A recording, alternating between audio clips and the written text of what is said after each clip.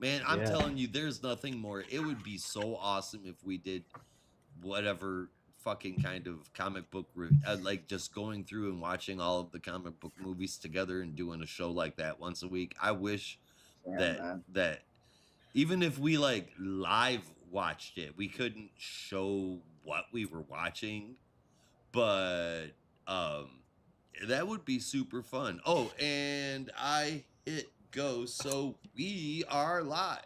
Oh shit! I didn't Yeah, that realize you was did my bad. My that. bad. I'm Well, just hello. remembering. Hey, How long everybody. have we been live? Hi, About Happy New halfway through, we're Year! talking. Oh man, that's funny. What a way to start our first show of 2026. Yep. Hello, everybody. Happy New Year. Welcome to the Geek Matrix DC Comics Review Show, episode number. I've lost the plot. I don't even know why. I wasn't here. 278. 278. Thank you. I wasn't here last show. It was busy time, holidays, birthdays, a lot of shit happening. But we are here January 1st, 2026 to bring you the last books of 2025. This week there were absolutely no DC books, so we were covering the many books that DC decided to release the week of Christmas on December 24th because they're assholes and they need to release 20 books the day before Christmas. It was everything out for the new year. Yeah, not counting the digital only books, it was 16. Yeah. If you count the digital books, though, I think it was 20 or 21. So, Rob, you are right fucking on there, man. I mean, I was over exaggerating the number. I did not realize you were not. I was. I mean, it was literally everything. Wow. 16 books, 10 of which we are talking about today or tonight. The books we're not talking about, though, which we might mention in passing. I've not read them all yet. I think I still have one or two left. We have Trinity, Daughter of Wonder Woman, number 6, Justice League versus Godzilla versus Kong 2, number 6, Batman Static Beyond, number 2, Good Harley shit. Quinn, number 57, Immortal Legend of Batman, number 5, and Justice League Red, number 5. Definitely gotta read it. I've read Immortal Legend Batman and Justice League Red, and one thing I will say about those books, Immortal Legend Batman has been a thrill ride. It really is. Sentai fans or just Batman superhero fans in general. I wouldn't even say you got to be a Batman fan. You're just a superhero fan in general. Yeah, Immortal Batman. Exactly. It's really, Legend. But it also helps even more if you're a Sentai fan. Yes, I would say, because it's very much a Sentai inspired version of Batman, and it's very cool. For half a fucking decade, I've been friends with this guy and a number of other people in the podcast network, and I don't have anything against Sentai shit. It's never really been my thing. I can appreciate what the Power Rangers are. I can appreciate VR Troopers and all the different various forms of it, but there is something about this that makes me acknowledge even more so how Sentai the latest Blue Beetle book was, and open myself up to the idea of more modern Sentai projects. Right. After reading Immortal Legend of Batman and the Radiant books, I mean, man, some shit can be done. I consider Radiant books to be somewhat Sentai. To a certain degree, they are. At the very least, like the adjacent books in that universe, in the Massiveverse, are definitely Sentai inspired. Yeah, definitely rides the line. It's kind of like the perfect marriage between Invincible or any kind of superhero book and the Sentai inspired stuff. Yeah. Mm-hmm. Like it's very much Sentai inspired with the color coded suits and they are a team, but it's also a big departure from any other trope in Sentai that makes a Sentai story a Sentai story. When do we get Radiant like Blue Inferno and Radiant Girl Yellow? Red? Yeah, I guess it would be different because it's Sentai. Well, I can't really consider myself any kind of expert at all Sentai. All I really know is Power Rangers, but Yeah. my understanding is they mostly work in teams, Uh-huh. whereas Radiant Black tends to focus on its title character. I mean, It there's tends, Radiant Black, there's Radiant Red, there's Radiant Pink. yeah. There are other Radiant characters, Yellow. but obviously, Marshall is kind Yeah, of Radiant Yellow. yeah. I feel When like does if Radiant you Blue were and Green and White show up? yeah, it'd be like if you were reading, I don't know, Power Rangers, and it was like it only focused on Tommy for 60-70% of the run. That may actually be the case. I don't know as much It's about the pretty manga. fucking accurate, to be honest. Yeah. with you. Yeah. I can't really speak for the comics, so maybe they have done that, but Yeah. Oh, in the comics, not so much. The comics have actually done a pretty good job of making the focus be the entire team. And like Yeah. you'll have certain characters like Justice League or Avengers, you'll have certain stories focus on certain characters more. Mm. But for the most part, the story itself will not be about one singular character. Yep. That is a whole universe, and I feel like I feel as though it should be bigger. I enjoyed the Radiant universe, the Massive Verse, just as much as I enjoy Invincible, and I would love to see that get the Invincible treatment. I mean, I I'm a sucker for translating media. I suppose if I love it, I want to see it in a few different forms. I It think would the make a Radiant universe would fantastic be animated great series. in an animated series. Yes, and get Will Friedle back to voice Marshall. Yeah, I was gonna say, Rob, did you see the? It's been a few years now, but they did an animated short of I loved Radiant it. Black versus. No, So I good. wait. Hold on. Yeah. Say that again. I didn't hear you. Yeah, There- I gotta send it to you. So, Yeah. Please. there's a character from another book that Kyle Higgins did, I think in So what 2014, called Cowl. Cowl, that's Cowl. what it is. Okay. Yeah, and 1954 or something like that. yeah, like yes, well, early 60s, but Yeah. yeah, sort of set, and it's like set in this fictional version of the 60s where there were a bunch of it's a brilliant idea when you think about it, and you're like, why didn't I think of that? Basically, the premise is, imagine if superheroes had a union, Right. and that just kind of protected them from Yeah. certain things, and also gave Cowl them was COWL, guaranteed right? rights and that sort Yeah. of thing. Yeah, COWL. And it's like that's just a money idea right there. Yeah. Anyway, there's all lore attached to that, but basically one of the characters, I read it. Volt? No, not Volt. I can't remember his name off the top of my head, but anyway, he in this animated short, Marshall ends up getting sent back to the 60s and is facing off against this guy, or maybe he comes to the present. I can't remember. It's been a while since I've seen it, but yeah, no, I gotta send it to you. It's pretty cool. It gives you a sense of what the animated series would look like. It's pretty pretty seamless. I think I'd imagine if they were ever gonna do a full animated series at this point, I don't want to say it's a guarantee, but it seems very likely with the success of Invincible. It would probably be after the series is finished, and who knows when that will be. Yeah. Hey, you guys want to see something cool that I did that's completely off topic? Hey, watch this. Sure. Hey, Ziggy. Hey, Ziggy. Why ain't you listening to me? Ziggy is sleeping. Hey, Ziggy. Kill Superman. Blaze, that was it. Oh my god. There you go.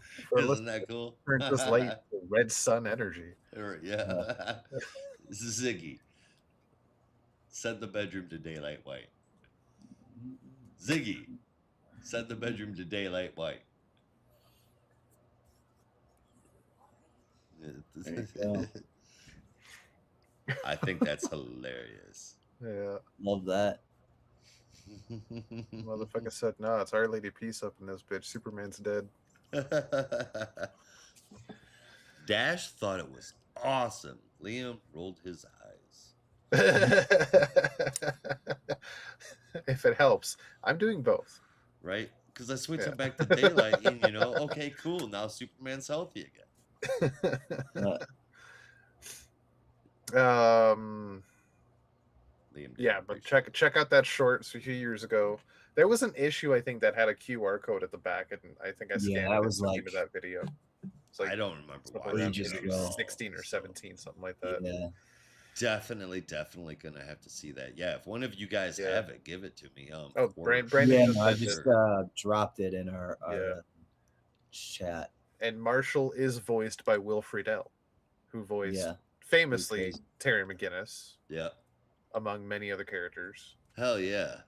I'm and down. they Let's do it. I still kind of follow like some of the I've kind of fallen off the books, but still follow all the creators' social media and stuff like that. But they got I don't know if you guys checked out Radiant Sun or not Radiant Sun, Rogue Sun at all.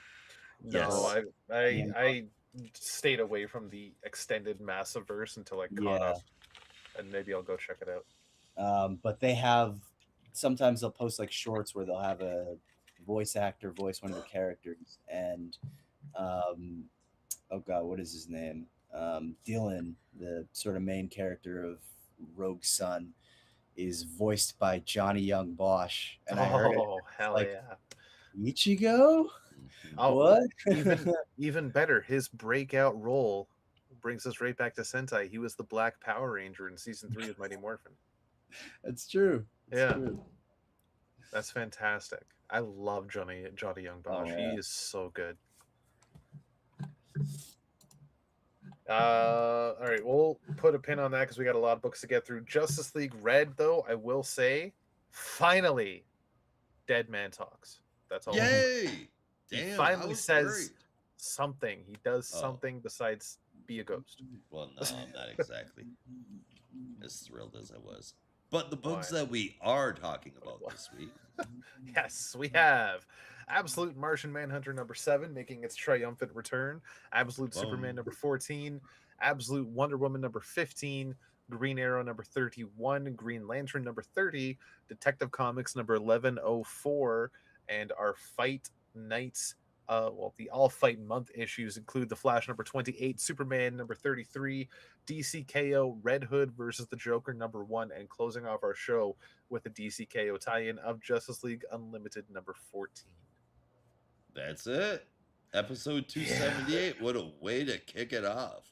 Yeah, it was so many books I had to put Justice League Red on honorable mentions because we would be here all night. And maybe we'll pick up number 6 again in our main books I believe in 6 is January. the last issue. I think it's going to be all right. I'll definitely read it before the next issue comes out. Obviously, all of us will. Yeah. Rob already has, but Yeah. we'll I think that it ends on 6, right? So we'll probably cover that. I think so. I think you're right. I'm not sure myself, but I think you're right. If I could take a brief pause and we'll just get into some quick news because there has been some news. Though There's been news. There's been news. Chip Zdarsky posted his end of year newsletter yesterday or 2 days ago, something like that. And it was a 2025 year in review, and it was really cool. But it ended with not really a reveal because apparently it's already been a thing. But he reminded people that if you're in the Toronto area around the last weekend of January, the review is doing a special screening of 1990 Captain America the movie, and Chip Zdarsky will be there. So if you're in and around Southern Ontario and you want to meet Chip Zdarsky in person, that's where you can go. I'm definitely trying to go. There's still some tickets available, and I don't think I've ever actually seen that Captain America movie. I've seen clips. Yeah, So I'm excited, and I get to watch it with the current writer of Captain America. Fuck. Yeah. All right, let's go. So that is exciting, but of course that is geographically inclined. So it's only if you're really in the Southern Ontario area or you want to fly all the way to Toronto to go see a fucking 35-year-old movie. Speaking of newsletters, Scott Snyder in his last newsletter of the year, again talking about DC Next Level for 2026, kind of let slip while talking about all the books that are coming that there is surprisingly a Jonah Hex book coming for DC Yeah. Next Level. It's been a long time. Yeah. So that was Yeah, a I'm nice looking forward to surprise. it. I hope it's Yeah. good. Yeah. I know he's got quite a lot of projects, but nothing would make me happier than Scott Snyder kind of headlining that book, even for a little while. I think that could be something really special. That would be really Like cool. in my dream, him and Raphael Albuquerque would do a Black Label Jonah Hex series a la Tim Truman and Joe Lansdale, and that would just blow people's minds. There's a lot of references in there that are probably going to go over people's heads, but the Hey, gist is, I think that's that would comics. be And I just want to shout out two books that came out over the past couple of weeks. Last week, there was an indie book from Image called Wrestle Heist that I posted in our chat on Discord. Or actually, maybe it was 3 weeks ago. It was a blast. I don't know if it's a limited series or if it's ongoing, but it is a very cartoony esque kind of Adult Swim style wrestling story, and it is so fucking worth it. I wish I could remember who the hell writes it. I want to say it's Kyle Higgins. Mm. It's no, it's Kyle Starks. It was Kyle something. No wait. Oh yeah, no, Yeah. it's doing a lot recently. Yeah. So that was a fun story. Highly recommend it. And also this week saw the beginning of the end for the Ultimate Universe. Oops, sorry. Denny's camp specifically stated multiple places in social media and the internet sphere alone. Ultimate Endgame number 1 first, then Ultimate's number 19. If you read it the other way around, probably got spoiled about something. I've not read You're Ultimate's bad. number 19 yet, so I don't know what the other way. Yeah, I don't know. still I don't know if what it spoils, but Okay.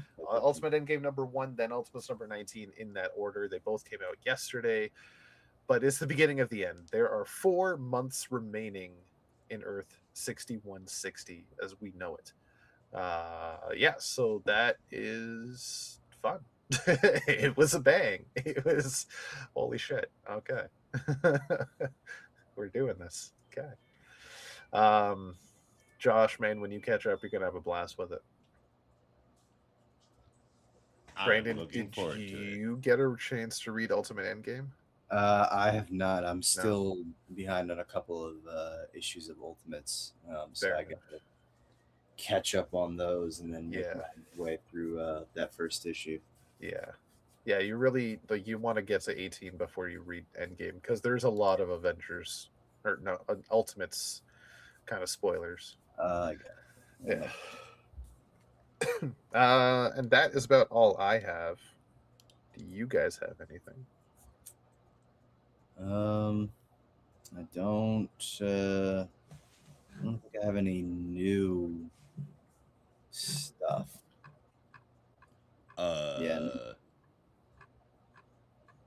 Yeah, no. Oh, but you know what? We were talking about before we got on the podcast. There's a possibility that the three of us may be able to get together for C2E2. And while if we do, if we probably we For may context, record C2E2 is a convention, arguably the most popular convention in the Chicago metropolitan area. Had to give that distinction. yes. Yes.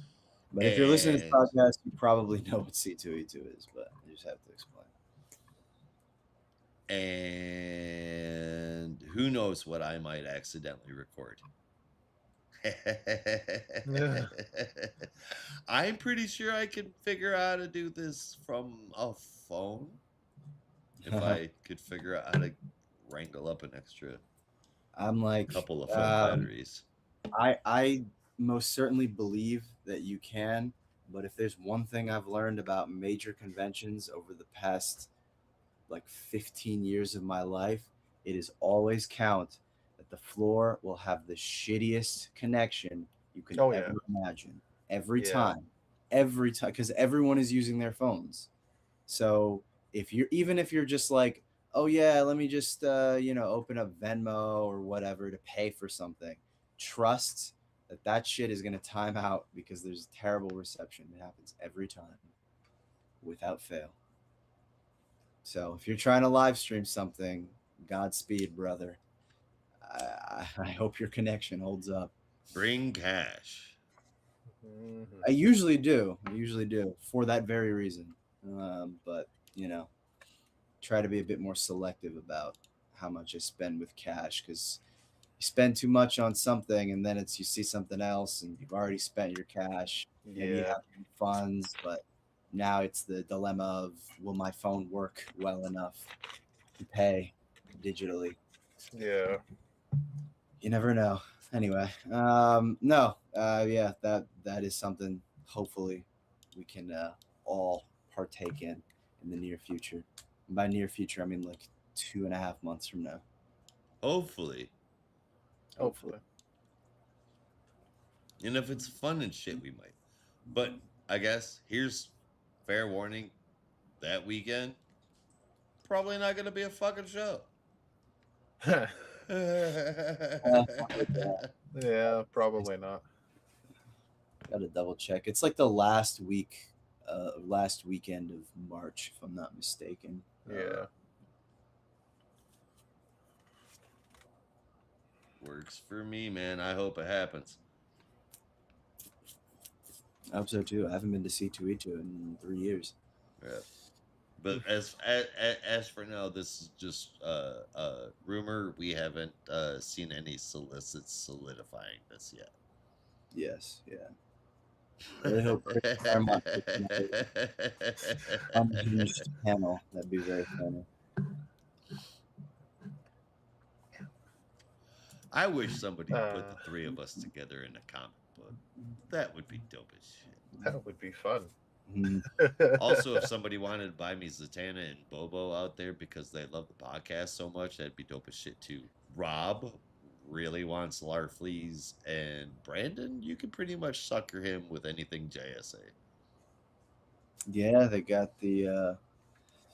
What do they have? They had something recently. I can't remember. They've Cat. they got Wildcat. They did Obsidian again recently, didn't they? They MJ. they Oh, it's released a Doctor Fate. They did an Hour Man. there's a 2-pack of the Spectre and Adam Smasher. Yeah. Oh, Right. and that Just was came good out. too. Yeah. The Atom Smasher is pretty fucking cool, and it's a good opportunity to get the Spectre if you missed him the first time around. Mm-hmm. Which kind of rose me the wrong way because the Spectre I wanted was the Platinum variants, and I already have a Spectre. That Brandon, fuck it, you can have it. It's not the one I Appreciate wanted. that. What? I'd take any of them. But to be fair, on that same note, I've seen the regular release of Zatanna and Bobo and then the platinum release of Zatanna and Bobo. Yeah. And the platinum release of Zatanna and Bobo is Bobo in the tan outfit instead of the green outfit. And Zatanna, instead of wearing black fishnets, is wearing purple pantyhose. Interesting.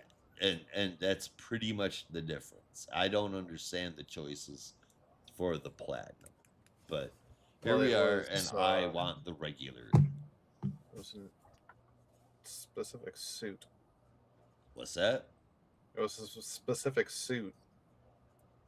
McFarlane's Tana.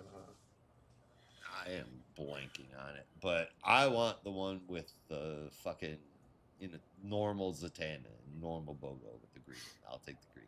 Hell yeah. Anyway, anything else that there is newsworthy or newswise? Not that I've got. Yeah, nothing new. All right, then Brandon, do you want to jump us into the tribute Uh, that is I will. absolute Martian mindfucker? I will do my best to do it justice and also try and keep up with it. Absolute Martian Manhunter number 7, as Rob said, is back from its brief hiatus. Same creative team as the first 6 issues, which is A Delight, written by Dennis Camp with art by Javier Rodriguez. Letters by Hassan Otsman El How, and another fabulous cover by Javier Rodriguez. This issue picks up where the last one left off, with John dealing with the repercussions of his failing marriage, essentially. Now slumming it in a kind of crappy motel with a bunch of other outcasts, and continuing to deal with his sort of Martian senses, while Bridget, on the other side, still in their house, insists that she's fine, and is okay with being alone. And Tyler, possessed by the White Martian, is seemingly becoming more and more sinister by the day. John checks in with his FBI bosses, who give him the all clear, but there is one particular agent, I'm forgetting his name at the moment, who is still very suspicious of him, and kind of questions his capabilities and intention. John is able to see kind of why his anger is being directed towards John, and sees that John has kind of replaced his old partner, who had died. So there's some resentment there. He kind of tries to reassure him that he's not here to, uh, challenge him or anything, and he understands that he's just doing what he needs to do. But he also says that he's sorry about the agent who died, which leaves this other guy kind of confused as to how he even knew about him, or at least that seems to be the implication. Um, as John is making his way across town, still observing all of the damage caused by the Martian Vision outbreak, seen in issue 6, as the city is kind of recovering from that. Finally, is just straight up like, okay, Martian, what are you? Like, what is this? What's going on? And that's when the Martian finally gives him a sense of his origins and what he is meant to be. An origin which, like, even if I was in a incredibly lucid condition, I don't think I can explain what it's supposed to be. We just are shown a lot of colorful images, a seemingly fracture of light, one green and one white, and then a crash, which connects to the present day as the, I guess, flooding of John's senses with the Martian's origins basically caused him to lose control of his car. And John's response is very appropriate when he says, "What the hell was that?" Because I could not tell you, and it seems like he couldn't either. Um, with that, we finally cut back to Bridget and John having a moment alone, just sort of reminiscing, but I think also feeling a little bit lonely in their current circumstances. And we get another one of those hold this page towards the light pages, where you can kind of see both John and Bridget alone, but when you hold it to the light, it shows them together, seemingly longing for each other. And our last little bit of the issue, sort of a tease for what comes next. We cut to a mysterious, shadowy group of, I guess, insect themed characters getting ready to probe this guy or inspect this guy. But we see one of them getting a phone call from a mysterious stranger higher up, informing him that they need to head to Middleton, but they're just going to finish cleaning up first and then they'll be on their way. So I would say this issue kind of sets up the mystery of what comes next. We have this shadowy group, presumably going to Middleton to maybe deal with the Martian. Which Martian? Both Martians? Who knows? While also dealing with the fallout of Bridget and John's confrontation in the last issue, the city dealing with the Martian vision stuff and having to see everyone else's emotions, and also getting a first sneak peek of the origins of the Martian. So quite a lot in this issue, but like I said, kind of sets the course for where the next 5 issues are going to take us. So as always, this series is a visual delight, and is a hell of a mystery, and just really gets me excited for what the future of this series may have, assuming it is still only going to 12 issues, which seems to be the case, but plans can change, so who knows. So this one gets an 8.75 out of 10. Great to see the book back in the rotation. Rob, what did you think? I liked it, but it did take a minute to get back into it because of the hiatus that I had. Just to kind of refresh my memory of everything that happened, and then get my mind ready for the mind fuck that is Absolute Martian Manhunter. But after a few pages, I did get back into it and loved the ever living shit out of it. The Martian origin left me pleasantly curious and demanding more.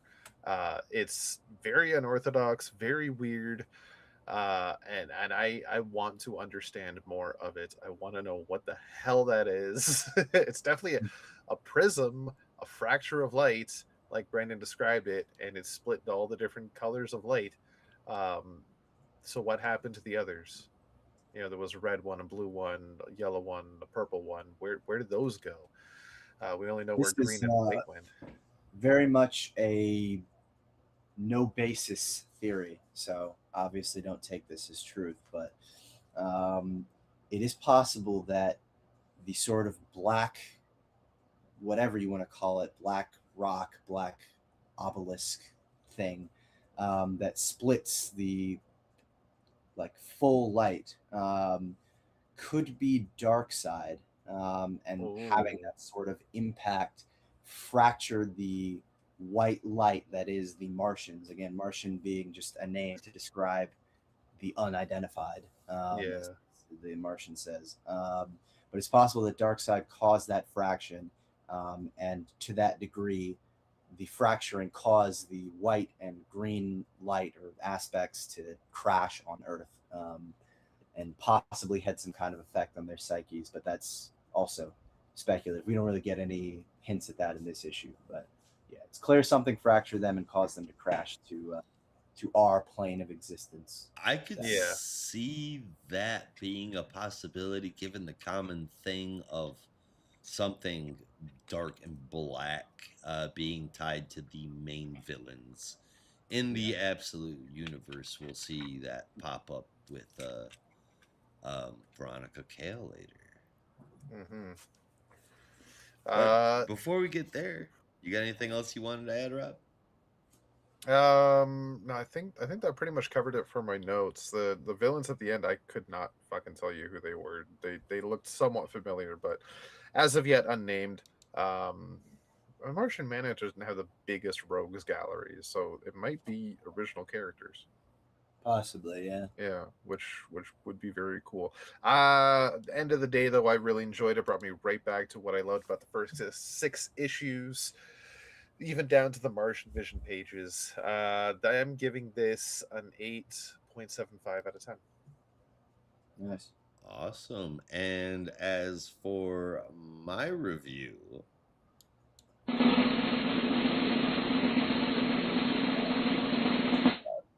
still haven't read it. What? You bastard.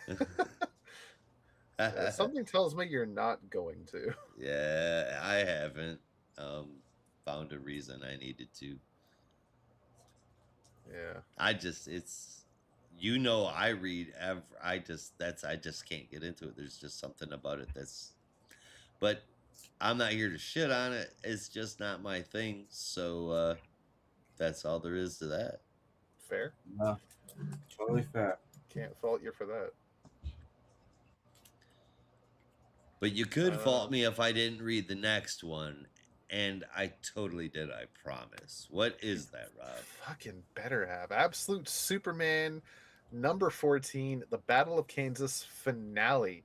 Boom, This boom. is written by Jason Aaron with art from Rafa Sandoval, colors from Ulysses Areola, and letters from Becca Carey with the cover from Sandoval and Areola, as has been the case with most, if not all, 14 issues so far. We pick up where we left off, mostly last issue. Rachel Ghoul is just beating the ever living tar out of Kal-El, Superman, with a kryptonite sword. Yep.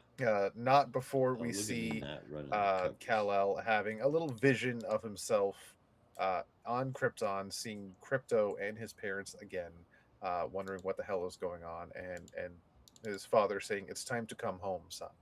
But then we jump into the fights. Uh, excuse me. Ra's al Ghul definitely has the upper hand with the Kryptonite sword. Um, Orders Brainiac to kill Lois Lane, Jimmy, and Lana, aka Kal-El's friends, as Ra's al Ghul puts it. Brainiac using the Sol program to kind of crush them in crystals. Um, gets some pushback from Sol, who basically deletes himself to somewhat eliminate Brainiac's control over him and saving Kal-El's friends in the process. But that also, like I said, deletes himself when Saul no longer exists, leaving Kal-El alone, um, but also at the same time calling him brother. So there's definitely that familial connection between the two that is no longer around. This gives Kal-El another resolve, giving him a burst of anger and just beginning to beat the shit out of Ra's al Ghul. But it's a hard fight. The two are almost at a standstill until the Peacemaker squad shows up, is in a basically Mexican standoff with the people of Smallville. Laser weapons versus rifles. Who do you think's going to win? My bet's on the rifles. Because as one of the grannies says, who needs lasers when you could shoot an eyeball from 200 yards? Like, yeah, fair point. I like it. Kal-El is still fighting Ra's al Ghul, is able to get a bit of the upper hand, tears open his battle suit, tears the crest off his chest, uh, and uses the last little bit of energy that might exist within Saul off his suit, transforming that into a red sword, which he fights against Raish with. And that is what gives him the true upper hand against Raish, um, beating him down. And then Raish says, if you're going to do this, you need to kill me. Give me what I deserve. It's what I've done, or what it needs to happen after what I've done. But Kal-El says no. Instead, he takes him to Pakistan and leaves him there to the people. Said this man needs to stand trial for his crimes. Do with him what you will, as long as he does that. Then we cut 2 weeks later. The war is over. Smallville is slowly rebuilding, and Kal-El is staying to the shadows. He goes to the Smallville Senior Living Center to visit Martha Kent, but finds that a couple of days prior, she had unfortunately passed away.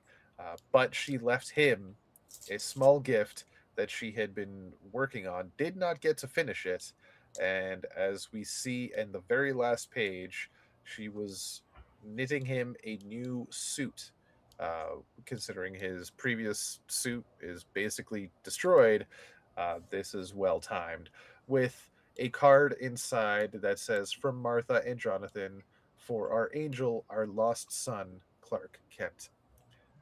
That is where the issue ends, with tears. Lots and lots of tears. Yeah. It's Very been touching, very the whole action series. packed.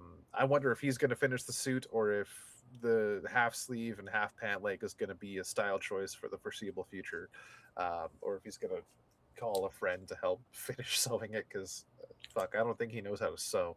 Um, and that's how he gets the name Clark Kent. Interesting enough. I I, I gotta. It feels unearned in a way. I gotta go back and double check the relationship he had with the Kents, because that just felt a little off. But hey, at least it's there. I mean, they grabbed him up. They were very protective of him. Yeah, but You from know, what I remember, he was only there for like a week. he wasn't there very long. No, but No, that doesn't mean that couldn't give a shit about somebody, and the fact that like they gave him a name, Yeah. I, and I think it's it also looked almost like it was something that was knitted. It didn't even look yeah, like it was a new costume per se, so much as it no, was like something she just like fucking knitted, you know. yeah. yeah, I think it's also because the Kents were the first sort of humans that were willing to take him in and kind of protect him when he, Yeah. is crashing Yep. from Yep. Krypton. That will always mean something to him. And it was that Kent's kindness that sort of reminded him of what he'd lost, when Krypton exploded. So Yeah. Either way, very touching, very heartfelt, very good issue. And from here on out, new stories. Raish is down, and fuck, I just can't wait to see what happens next. Brainiac is still out there somewhere. He is. Yeah, so maybe that's the next big fight. We'll have to see. But new direction for Absolute Superman going forward. The story we've had so far over the first 14 issues, absolutely stellar as far as I'm concerned. Oh yeah.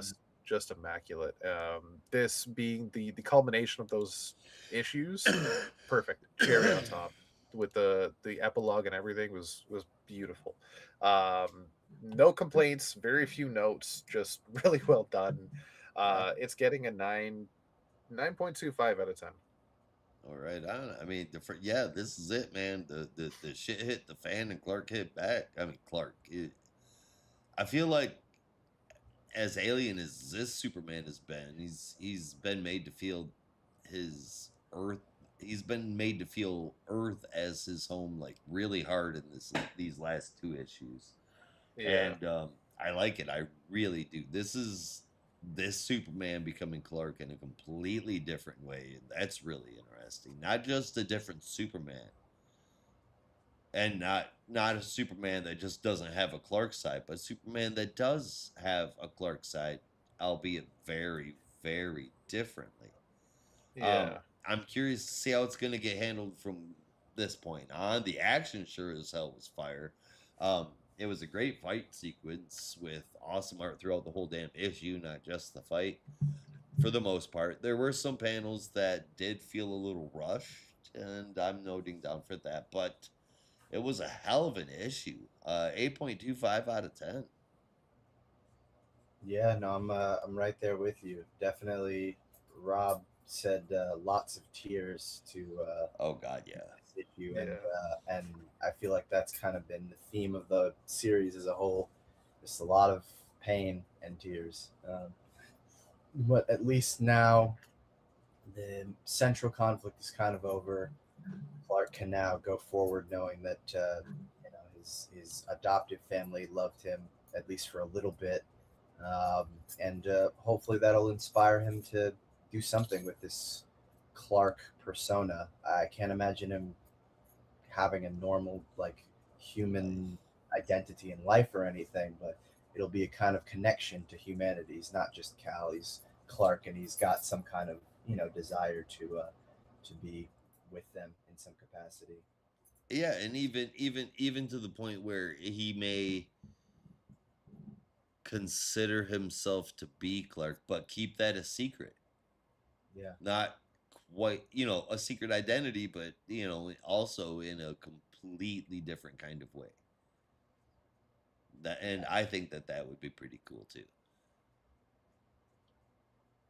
I don't know about you, but I am willing to get into the next book and find out if that one was pretty cool or not. Let's do What it. about you? All right. Absolute Wonder Woman number 15, written by Kelly Thompson, with our inside and out drawn by Hayden Sherman, with colors from Jordi Belair and lettering by Becca Carey. So, pretty short and sweet. Diana's looking for criminals that are using the symbol of Hecate at crimes and sees it happening in Gotham. Three of them. Notes that they are definitely not all official Hecate rituals because they're not using multiples of three. Um, After losing control of herself for a little bit during the investigation, Batman uses a magic talisman Wonder Woman gave him earlier in the issue in order to break her free of the curse. Veronica Cale, seen later with a black hand, had seen her set to Gotham as a setup, had her set to Gotham as a setup, leading to a place where she could hope to gain control over Diana. Obviously, though, it didn't work. It snows, Diana loves it, and before she leaves, she gives Batman the jump drive with the info of all of the absolute heroes on it. Um, Again, worth mentioning is that we do see a black substance that's covering Veronica Cale's hand. We're uh, uh, it's worth noting uh, because of well what Brandon had mentioned before, and also what we've seen in Absolute Green Lantern as well. There definitely could be a connection there. For me, it wasn't bad. The issue it did seem kind of weak. It was all right. The art was enjoyable and the story wasn't bad. Everything was just very cookie cutter. Here's a tool that will call me from anywhere. I'm possessed. I sure wish there was a way to call me out from anywhere. Um, but I we needed to kick shit off somehow, I suppose. We've got more team ups coming with Bruce and Diana, and we'll be throwing Clark in there as well. So let's see where it goes. Overall, though, like this is probably the weakest issue of Wonder Woman that I have read, absolute Wonder Woman that I have read yet, which over the course of 15 months is not a bad feat. I give it a 7 out of 10.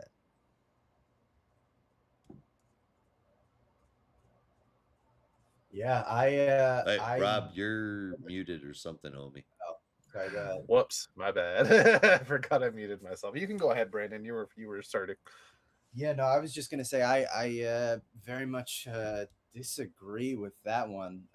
Like I can see where you're coming from, uh, in that it was a bit predictable, but I was so, maybe it's because I was so excited for the dynamic between Bruce and Diana, and we got that in spades in this issue, and it just felt so natural and very much what I wanted it to be, that it kind of helped me overlook some of the uh, weaker plot elements. But honestly, yeah, no, that didn't really bother me that much. Yeah, I had a lot of fun seeing them have this kind of team up, while also setting the stage not just for future team ups, but for a trinity, um, which definitely had me pretty excited. I mean, you kind of knew it was coming, but when Diana dropped the line about we should really make friends with the Superman, I was like, oh my god, it's happening finally. Finally happened. Long last. So yes, I'm pretty excited for the future. But no, I really enjoyed this issue,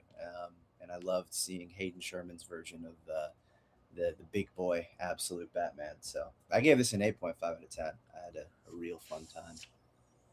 Um, so I was saying I can agree that it was definitely the weakest issue of the run so far, but I don't think that means it was a weak issue. Um, I'll give you it that. Yeah, it was Yeah, it wasn't still shit for sure. no, it was still very strong, just not as strong as the rest we've had so far. Yeah. But you can only have so much strength when your main character is sharing the spotlight with an entirely different main character, right? So as much as it's a Wonder Woman story, it's also a Batman story. So that does kind of decry from the level of passion we've had of Wonder Woman stories for the first 15 issues. This is number 16, right? A 14 Um, or 15. 15, yeah. So the first 14 issues. Um, and we're going to get it again next month with Absolute Batman number 16, if I remember correctly, unless that was 15 as well. I'm getting the numbers mixed up. And I'll be excited to see that team up as well from Scott Snyder's point of view, what Mm. they have in store for that. Um, but that's next month. This one here is just it was kind of fun seeing these two characters interact and seeing um these wildly different versions of Wonder Woman and Batman become friends so quickly, in an entirely different mode and method that we've seen ever before. That was the real treat for me. Was just it's there's a saying I see passed around a lot: same but different. Same you know, but different. same but different. And that's what that felt like here. Mhm. uh, but it was really well crafted. I think had a lot of interesting moments. There was a couple of stuff that was like, okay, that was an easy cop out, but again, not a bad cop out. It's just like, yeah, okay, that was very definitely set up for this purpose. Okay, that's cool. I thought, like the Yeah. medallion, I thought was going to have a purpose later down the road. Yeah. But then they used it this issue. I'm like, oh, okay, well that makes sense then. That's cool. Um, Yeah, it needs, like I said, it needs to have some kind of kickoff. So here we go. Yeah, exactly. Yeah, and I think maybe not the best possible way to kick things off, but a very good way regardless. And again, teasing. They both know about the Superman of Smallville or Metropolis. No, they haven't even been to Metropolis yet, have they? Yeah, just Just small. Smallville. So that's coming. Can't wait for that. And if the Justice League is the villains, what are they going to call their team in the Absolute Universe? Right? The absolutes. Yeah, I was going to say that it's something that the Ultimates, the That's Absolutes. I've seen some people joking about that. I'm like, that's too much. Yeah, Absolute League. I don't know. We'll have to see. But yeah, no, this issue 8.5 out of 10. It was still a lot of fun. And that's I think the real draw for this issue, where Absolute Wonder Woman up until now has been a thrill ride of just adventure and Awesomeness. action and lore, but this one was just pure fun. Mm-hmm. Yeah. Yeah, well, Rob mentioned a couple of different times. I mean, this is carrying on next month, and I believe even the month after that. This crossover, I I think, think it's takes only place two. Yeah, two more times. All right. just for No, just two issues total. Yeah. No, wait a This second. one and Absolute Batman I think is it's a two-part. Yeah. Hold on a second here. Yeah, because Veronica Cale had her shot at the pair this time, and then next month is going to be Joker's turn. And then he's going to fail. And then they're going to tease two more. big... Bruce and Diana meet again in Absolute Batman number 16, and next in Absolute. Oh, whoops, I read that wrong. And I was reading that as. And again, my bad. The other part of that caption, it says, and next in Absolute Wonder Woman number 16, but then it says okay. Zatanna. Okay. Right. I was reading it wrong. Damn. All right. Well, whatever. That's all right. Fair enough. Okay then. Well, now we're talking about something that we're not getting next month. God damn it. Yeah. Appropriately timed, he shows up on screen, shining like a motherfucking angel. I The Green Arrow. would be a little more salty about having to review this book had I not learned, I think a couple of days ago, whenever the solicits came out, that Green Arrow would be joining the cast of Detective Comics, at least for the short term. So that's something to look forward to. He's not going to Limbo. Hell yeah, dude. But still is just very frustrating. Anyway, I'm not going to dwell on that too much. New year, less anger. But this is Green Arrow, number 31. Oh, weird side note. I found out what Montos's real name was. Yeah, it's like Osvaldo Montpellier or something. Yeah, like, I don't know. Osvaldo? Yeah. Osvaldo. Was he the guy on Twitter that was terrorizing that African politician for 3 years? I don't think so. I don't know. I would be very surprised if that was the case. Osvaldo Pastana Montpellier. No, I gotta look this up. Montos. Although it might be a Brazilian name, and not super. Wait, no, actually, it might just be a Latin American name. Yeah, I don't know what I'm talking about. It could be. Well, I don't know if you guys ever heard about it. There was a guy on Twitter from somewhere in Central or South America. I don't remember exactly where. Called Osvaldo. That there was an African politician. I think his name was Alike Dangote. I can't remember his exact name or where he's from, but the guy would post the most basic shit, and then Osvaldo would troll him with other stuff. Like Alika would say something like, In Africa, the sun always sets on a good day or something like that. And then Osvaldo would say, in Africa, the sun always sets at the end of the day or some shit like that. Just like some troll shit. The guy got so pissed off for 3 years about this. I would love it so much if one of my new favorite artists was also the guy that was trolling this politician. I don't think so, but who knows? Anything Oh is man, possible. Yeah. No. Anyway, I mean, yeah. Oswaldo's a fairly common name. I think there's like, well, there's what's his face? Oswaldo plays for the Yankees, whatever his last name is. Oswaldo it's Cabrera, I think is Cabrera. his name. It's not. Anyway, It's not an unusual name. all right. Anyway, enough name shenanigans. Now for some Green Arrow shenanigans, except not really, because this is a pretty mellow issue. I would Shenaniganess. say almost the perfect way to end the series. I kind of suspected they were going to do one of these like epilogue style issues. And this is kind of that, but also not really. It just, I feel like it brings this to a nice, neat wrap up for this run as a whole. So, not even just this particular arc with Roy and the Crimson Archer, but just the Chris Condon's run as a whole. So, this is Green Arrow number 33, as I mentioned, written by Chris Condon with colors by Adriano Lucas. Um, Drawn by Montos, letters by Buddy Bodoin, and a cover by Torrin Clark. The last cover. Um, this one can really be summarized in two small parts. Basically, Detective Benitez and Green Arrow have a sort of heart to heart slash here's what happened over the past arc kind of talk on a rooftop. Um, while Detective Benitez thinks about the first time she met Green Arrow, which was not, as you might have thought, in issue 18 or 19 or whichever it was, but was actually years ago when Ollie was suited up in his classic Robin Hood style costume with the cap and everything. And I screamed like a Justin Bieber fan when I saw Montos draw that thing. I don't know why that was the only thing I could think of. I just love that suit.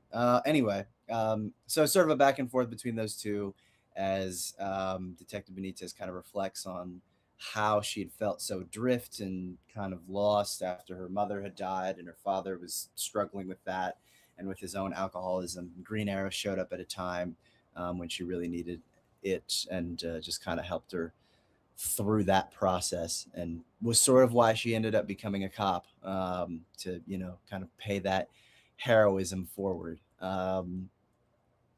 So that's really it. I mean, again, it kind of is mostly just I mean, I don't feel like I'm leaving anything out, and I feel like if you're curious, you should absolutely read the issue because the dialogue is, as always, phenomenal and really just lets these characters breathe. But it mostly is them just kind of decompressing, and then Detective Benitez reveals that she had met Green Arrow before, which I also have to add makes Ollie incredibly old. I don't know how Yeah, really. or old Detective Benitez is supposed to be. You could maybe say she's in her early 20s or so, but I'm assuming if she's at least like 10 or 11 in those flashback issues, like that's at least a decade. And I know Ollie died and then came back and was in a younger body during Quiver. So there's also that possibility, but that's still like 10 years. So yeah, I know they've been around for a while. I thought about that and I was like, wait a minute, Ollie's pretty old. But we kind of already knew that. I mean, he turned 40 in Longbow Hunters. I think Ollie is supposed to be on the older side of the heroes anyway. So Yeah. if Batman is supposed to be in his 40s, Ollie's like maybe pushing 50. Yeah, it's possible. Definitely older. So yeah, basically that is the gist of the issue, and then ultimately there's a flashlight that Green Arrow had given Detective Benitez as a child that she then returns to him as just kind of a reminder of that moment, and then Ollie jumps off into the fray to respond to a call, and thus ends one era of Green Arrow. I would say get excited for the next, but shit, Yeah, man, it it took is. Who knows when it's like happening? I know, like this book came out in 2023. The last Green Arrow book ended in 2018.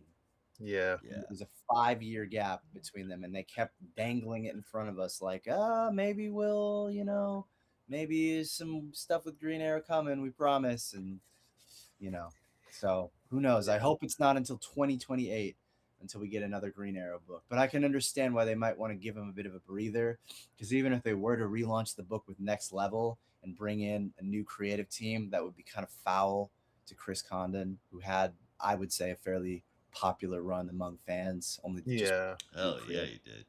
And not that DC cares and they're a These fans. corporation, but they have to give the illusion of caring about something like that. So anyway,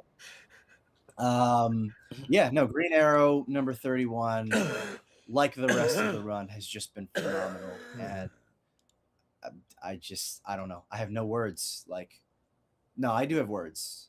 I have these words to say. Number one, for the love of God, next time there's a Green Arrow series, buy the fucking book, please, please, please, please. I don't Please. care what you have to do. Please, please, please, like the Beatles or Sabrina Carpenter, just buy the fucking book and support it, please. I can't. My heart can't take another canceled Green Arrow book. This is the second time in a Yeah.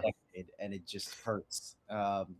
But if you are sorely missing reading Green Arrow and you want to read something that's a bit more modern, for the love of God, please read this book. Freshwater Kills' trade is already out on stands. I imagine this story arc will be in trade in the coming months. So buy the rest of the run. Just buy Green Arrow, man, and read it. But particularly this run because it was phenomenal. So yeah, I'm gonna give this one a 9.25 out of 10. It's very high, probably higher than the issue deserves. I mean, it was really good, but I think I'm just giving it that because it's the last one, and I'm just really gonna miss it. And it is a Yeah. hard work issue. I won't deny it. And maybe part of it is because Montos drew the classic suit, and I love that. I have my reasons. It's allowed. I can do what I want. Um, I'm done. You're an adult. You can do things. I I mean, can the do. flashbacks should have had the classic suit. Yeah. What did you think about it, Rob? Beautiful. Just beautiful. It was an epilogue to everything Chris Connon had been doing. Um and it was just so wonderfully done. You didn't really get any action. You didn't need it. You Oh, had Detective Benitez and Ollie just shooting the shit for 20 pages, and it was really well done. Couldn't have asked for anything else. Seriously. Oh, well, maybe I could have, but I'm satisfied. I'm so fucking satisfied. 9 out of 10. I hate to see this go, but the way it ended, love to see it walk away. yeah. I mean, it's hard not to recap it again without it's hard to share your opinion without recapping it. I mean, it's just this was the big finale, and honestly, it's perfect. It's a great send off. Most of it, Mm-hmm. pretty much all of it's just them talking, Ollie and Lena, and excuse me, we get that flashback to where it's Ollie and her as a scared kid. The reveal, I thought that was pretty perfect, and it's this full circle moment that most heroes don't get. Um, it kind of justifies all the crap Ollie's put himself through because he gets to see that he actually made a difference that stuck. You know, Yeah. not only did he rescue the kitten out of the tree, but he was able to come back 10 years later and see that the fucking cat was still doing good. You know what I mean? And I think that's something that heroes don't often get, especially not heroes like Ollie. Mm, And then boom, an explosion hits and ripped right out of that heartwarming conversation. There's ambulances screaming all over the place, and he's just boom right into the chaos again. It's the only way a Green Arrow story should end. Um, it's just this was good. I enjoyed the send off. Nothing wrong with it. It was great. I wish there was more to talk about other than how much of a goodbye it was. But thank God it was such a good goodbye. 9 out of 10 on this one for Yep. sure, As man. perfect as it can be. Yep. Yep. From Green Arrow to Green Lantern. We've got Yeah. Rob on the case. Yep. Oh, and what a case it is. Uh, this is Green Lantern number 30. It's a pretty big issue. Big old 3-0. And what better way to celebrate it than by bringing in the Batman? The guy that Bum. Hal Jordan has always spent time with without fail and always had a good time with, right? Well, Yeah, this issue is sure. called Frenemies. As if that There. wasn't enough of a lead in. This is written by Jeremy Adams with art from Carmine Di Gene Domenico, colors from Romulo Fajardo Jr., and letters from Dave Sharp, with the cover from Annie Wu. And we open up with Batman taking down some thugs in Gotham City, as he is wont to do, but is interrupted by a giant glowing green bat signal in the sky. He heads up to the rooftop where Hal Jordan is just sitting in wait, scares the shit out of him because that's what he does. Boo. Um, Oh.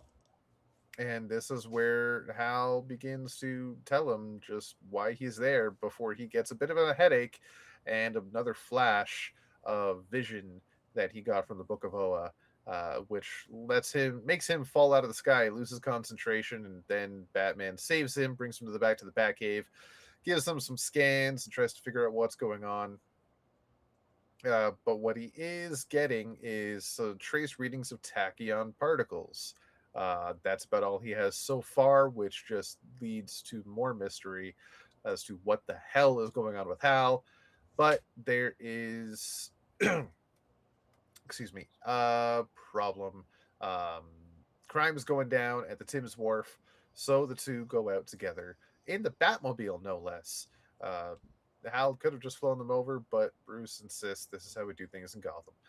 So they go out together and they take down the threat as a team. Of course, it's Hal Jordan and Batman, so it's not without its issues. But after that, and a brief fight with Killer Croc, and taking down even more villains, they do end up saving the day, including helping a kid feel better about themselves. Just kind of an unorthodox issue with Hal Jordan and Bruce Wayne, which does happen occasionally when they have a one-off issue. It ends with Bruce just being honest with Hal, that maybe he just needs to live his life a little bit, because he changed him. Hal changed Bruce, and Bruce admitted that. Um, right, so at the end of the day, we need one of you. We need one of its greatest heroes. But maybe you should get a second opinion, because as for what's really going on, I got nothing. But at that time is when Hal gets a call from Barry Allen, um, aka he was the Flash, but Hal just calls him Flash. He's not the Flash anymore. But that's what's happening next issue, in Hal's trip around. I was going to say the planet, but really just USA.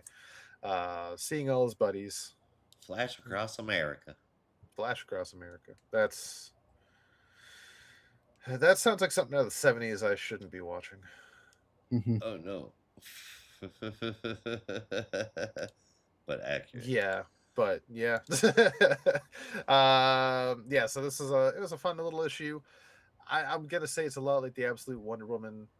Not necessarily a weak issue, but maybe the weakest of the run for me.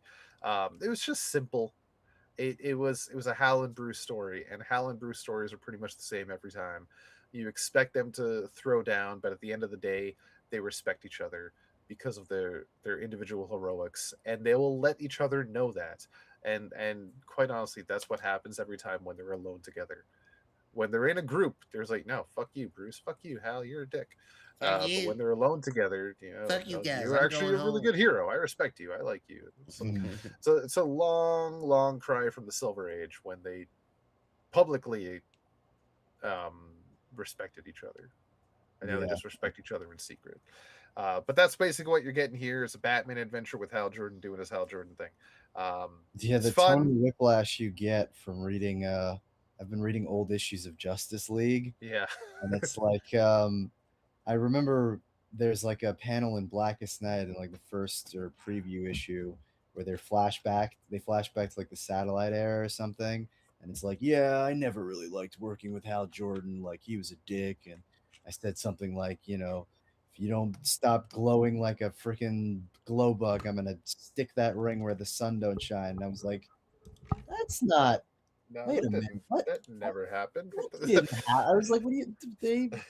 I mean, mind you, they don't have a whole lot of personality, but I'm like, I'm pretty sure most of the time it was just like, Lantern, Amazo is going crazy. Use your ring this way, and then he's like, okay, and then that's pretty much it. Yeah, Yeah, but back in the '60s, everybody was just kind of happy with each other. yeah. I love you, Yeah, this man. is like 70s satellite era stuff, but yeah, that really Yeah. no, the funny thing is the only I think I person who love is you, like man. really outspoken and argumentative, actually the two people, Green Arrow and Hawkman, they're like Yep. at each Oh yeah. other's throats all the time. It's crazy, but they make Green Arrow almost insufferable because the rest of them are just very much like, we have to do the job, and Green Arrow's like, oh man, like I was reading this, there's an issue where they are trying to solve this mystery on Christmas, and Green Arrow's like, oh man, I can't believe I do this shit on Christmas, and Hawkman's like, shut the fuck up. Like, and I was like, I gotta send you guys some panels, they're pretty funny. So yeah, Yes, That's please.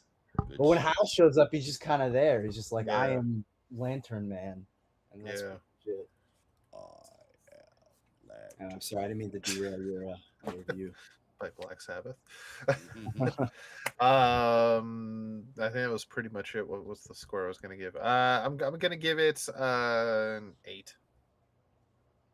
Yeah, my score Yeah. is right there with you. I would say, in terms of like issues that examine the relationship between specifically Bruce and Hal, not just Bruce and other Lanterns. Um, this one is kind of like a diet version of Rob. Maybe you can help me out. Whatever issue that is of the Jeff Johns Green Lantern, where he teams up with Batman.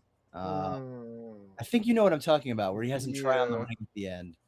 Um, that was early on. I want to yeah, say in the tens, maybe like something like 8 that. or something like that. Yeah, whichever issue that is, that's one that I love, because even though it's like I just said, kind of contradicts the sort of Bronze Age history of the Justice League. I love the way that that tension is set up and how it pays off at the end, where Bruce is like, no, thank you. Like, we may not always see eye to eye, but I needed that, and you are a good man, even if I can't, like Rob said, admit that publicly. So this Yeah, one was good, and it's nice seeing them together. But the reason I call it the diet version is just kind of like, this one's a little bit more joking, yeah. where Hal is, I would say, almost more obnoxious in this one. Bruce is just like, please shut up, like, you're acting like one of my Robins. You're a grown ass man. You can pay for a house and a car. You should not be acting like this. It So it was very Saturday morning cartoon like. yeah, it earns its heartfelt moment at the end, and I love that speech. That is like, that was really good. Batman saying like, the world needs more heroes like you, and I was like, oh, that's great. I love Mhm. that. But yeah, the majority of it is a little bit more, yeah, Saturday morning cartoon. Yeah, So it's issues like this that remind me that Jeremy Adams did write some episodes for Green yeah, Lantern the animated series I can because it definitely see has that. that exact same feel. Yeah, very much has that tone. So yeah, I mean, it's good. I don't want to make it sound like it's bad or anything, Yeah. but I would say this is just the less, I don't know, dramatic or maybe self-serious version of that. Whatever issue, Yeah, I can find that issue. Whatever issue of the John's Green Lantern that is. yeah. I think it's in the tens, mid to Uh, late tens. now I gotta find it. I won't So be able to the rest. second story arc was Wanted Hal Jordan, and that was pretty heavy handed, unless it was during that. But that was when he was going up against the Lost Lanterns, and he ended up against Oh my some of god, I the got it. Justice League Europe. I gotta trust my intuition better. It's number 9. Oh, okay, shit, it is number 9. Yeah. Damn. So it is during that. I thought the cover of number 9 was the one with Crimson Fox. That might be like later, but yeah, I can send you the cover. You'll see it and you'll immediately be like, oh yeah, I know the one. Yeah. Um, but yes, yeah. So good issue overall. I had fun, solid art. But yeah, I don't know. I feel like now I'm just kind of gearing myself up for whatever the hell is going to happen in 600. I feel like we're going to get some pretty crazy stuff there. So, Oh fuck, I can't wait. I um, pre-ordered it yesterday. I'm so stoked. uh, so yeah, so I've Oh oh yeah, 8 out of 10. Like I said, yeah. same as you. As we said a few times in the past, it's a comic book. It was a comic. This is true. You're buying a comic book. That's you're not getting anything spectacular. You're not getting anything bad. You're getting a comic book. Oh, okay, shit. Yeah, that cover is Yeah. like That's why I was like, you'll see it and you'll yeah, know immediately. yeah. So maybe number 8 was the one with Crimson Fox. Uh, Oh, now I want to I don't remember. reread that issue. It's been a Yeah, while. I need to reread that whole arc. Well, to carry on there, I wasn't overly impressed with this. From the offerings we've had from Jeremy Adams for the last few years now, this felt like kind of meh. Yeah, Batman paralleling their lives was pretty cool. I wasn't a fan of the art. That's and honestly not a fan of the Batman in it. It seemed like, I don't. It was unnecessary. It didn't get anything out of it. It felt like forced cartoony. Mhm. It's not horrible. Like my co-hosts here said, it's just a comic I book for me. said nothing of the sort. It's just a comic book. But for me, it's just a comic book with really uninteresting art. So I'm gonna have to give it a 6 out of 10, man. yeah. Fair. Lowest score I've given Green Lantern in 30 issues. But I'm gonna hop on over as the cover changes to Detective Comics. I'll do that as well. 1104, written by Tom Taylor with art and colors inside and out from Miguel Yanin, featuring inks by Wayne Foucher on pages 1 through 16, with lettering by Wes Abbott. With only 4 hours until the courage virus becomes permanent, Batman is losing his instinct for self preservation. He takes a 40-story jump with a glide cape just to feel the air, terrifying Robin. Bruce eventually dons a mobile quarantine Hellbat suit, a bulky sealed armor to help to hunt the lion. He tracks him to a cornfield upstate where he's ambushed by 40 zealots in scarecrow masks. It's a good thing he called in the Bat Cavalry to help out. During the fight, the lion rips Batman's air hose. He's completely hell batted up, but he's got a regular old air hose that's connected to some shit, and the lion cuts it. He exposes him to the local atmosphere, potentially infecting Damien, who loses. Seems to be infected with courage as well. The issue ends with Batman finding the real Jonathan Crane bound in a barn. They're bound at the edge of the uh, cornfield. Jeez. Crane telling Bruce that the lion is a monster that Batman himself created. I think the cliffhanger is great. I'm having one hell of a time with the series, and this issue reinforced that. It's such a good time. Incredible art, and Foucher over inning is really pretty stuff. Great, consistently great. I absolutely loved it. I gave it an 8.5 out of 10.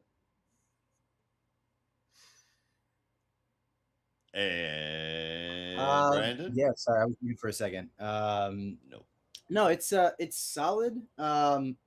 That line from Scarecrow, I think, I mean, we kind of knew it because we saw it at the beginning of the arc in that flashback. But I'm kind of like, Tom Taylor's done this at least twice in this run, I think, where you have villains that are, how do I put this? Like villains that are created because of Batman's failures or something. And I think that's an interesting theme. I don't want to disparage that, but I'm kind of like, can we do something else? I get that he fucks up a lot and sometimes actions have consequences, but it's like Scarlet was kind of because of that. Right, well, I guess kind of, but not really. Maybe I'm not making any. I don't know. Anyway, No, I you just are making sense. I get what you're saying. It's like I was thinking about that. And I was there's other ways to bring villains into a story, and we yeah. There's don't other ways to have necessarily always emotion. have to use brand new ones. Yeah, yeah. Just a different motivation might be nice. Like I don't know. You're just evil. Sometimes it doesn't have to be that complex. That's just my personal opinion. Aside from that, no. Aside from that, though, I thought the issue was pretty good. I agree.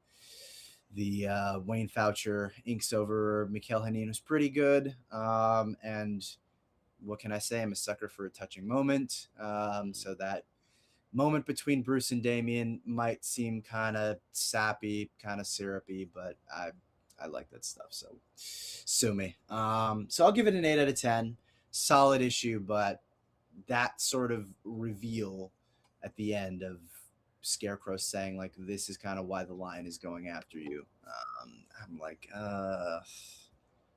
okay, all right, but just one more time, and then do something different. Okay, I'll give you this last one because I've been enjoying the arc so far. But the next villain has to be something different. I don't want another one that's like Batman fought my dad as a child and now I'm evil. We can do something else. Motherfucker stole my lunch money. Yeah, I'm like, come on, Mm, can do a new thing. yeah. Well, okay, that's Brandon. What did you think, Rob? Yeah, I pretty much agree with what Brandon was saying. Still a very enjoyable issue, and a lot of the family stuff was nice. When the Bat Cavalry showed up, it was a cheer moment. That was really cool. Um, I'm just very curious how this is going to wrap up. How this will end. I imagine it will end with the lion goes down, Bruce finds a cure, and he's saved. It's probably how it's going to end. But I just how they get there is the real mystery for me. That's the fun with Tom Taylor. You know how it's going to end, but how is he going to make it happen? I don't know. Um, Hopefully, with more Wizard of Oz villains. probably, probably. Mm, We need a Tin Man still, right? Yep. yeah. Yep. Yeah. So, we'll see what happens. I'm It was holding kind out of for on the that. fence. So if it so happens that we get one more villain in any way, I don't care. As long as it's the Tin Man. Yeah. Unless that Uh, counts as Heartless. No, that the art in this issue though can't. was fantastic. Oh, it really was. Yeah, really good stuff. I'll give it an 8.75 out of 10. Well, that sounds fantastic. Mm. You know what else would be fantastic though? And I mean this, I really, really do. If Brandon told us about the Flash 28. I've been waiting 2 weeks to talk about the Flash. I'm very excited to talk about this one. You might be surprised to hear that, but there's quite a bit in here that 2.5 years I'm of that wanting being a to. no.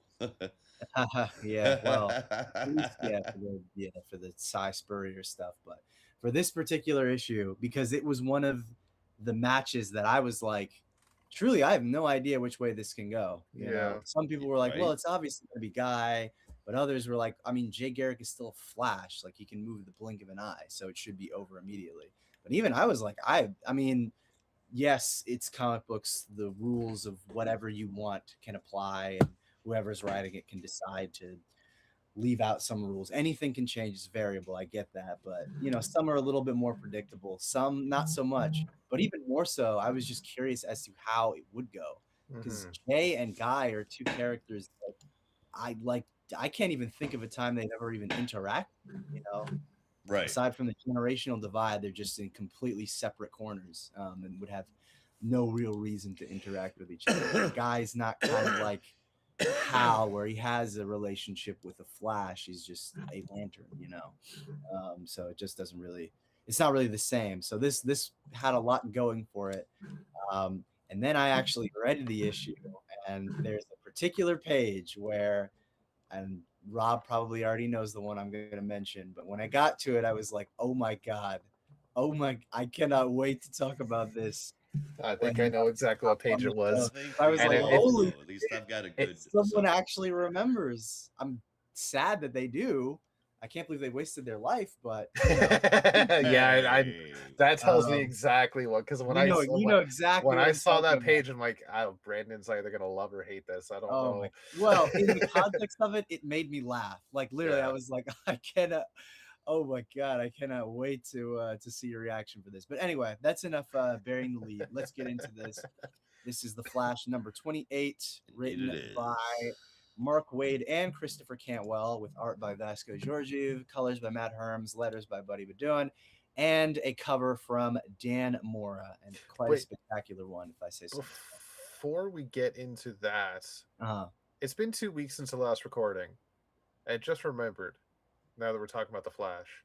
Yes. When did the news break about the new creative team? That was the last week we did our recording. So Okay, so you guys talked about it yeah, so we during that talked show. about Ryan. Okay, and all right, Rose. gotcha.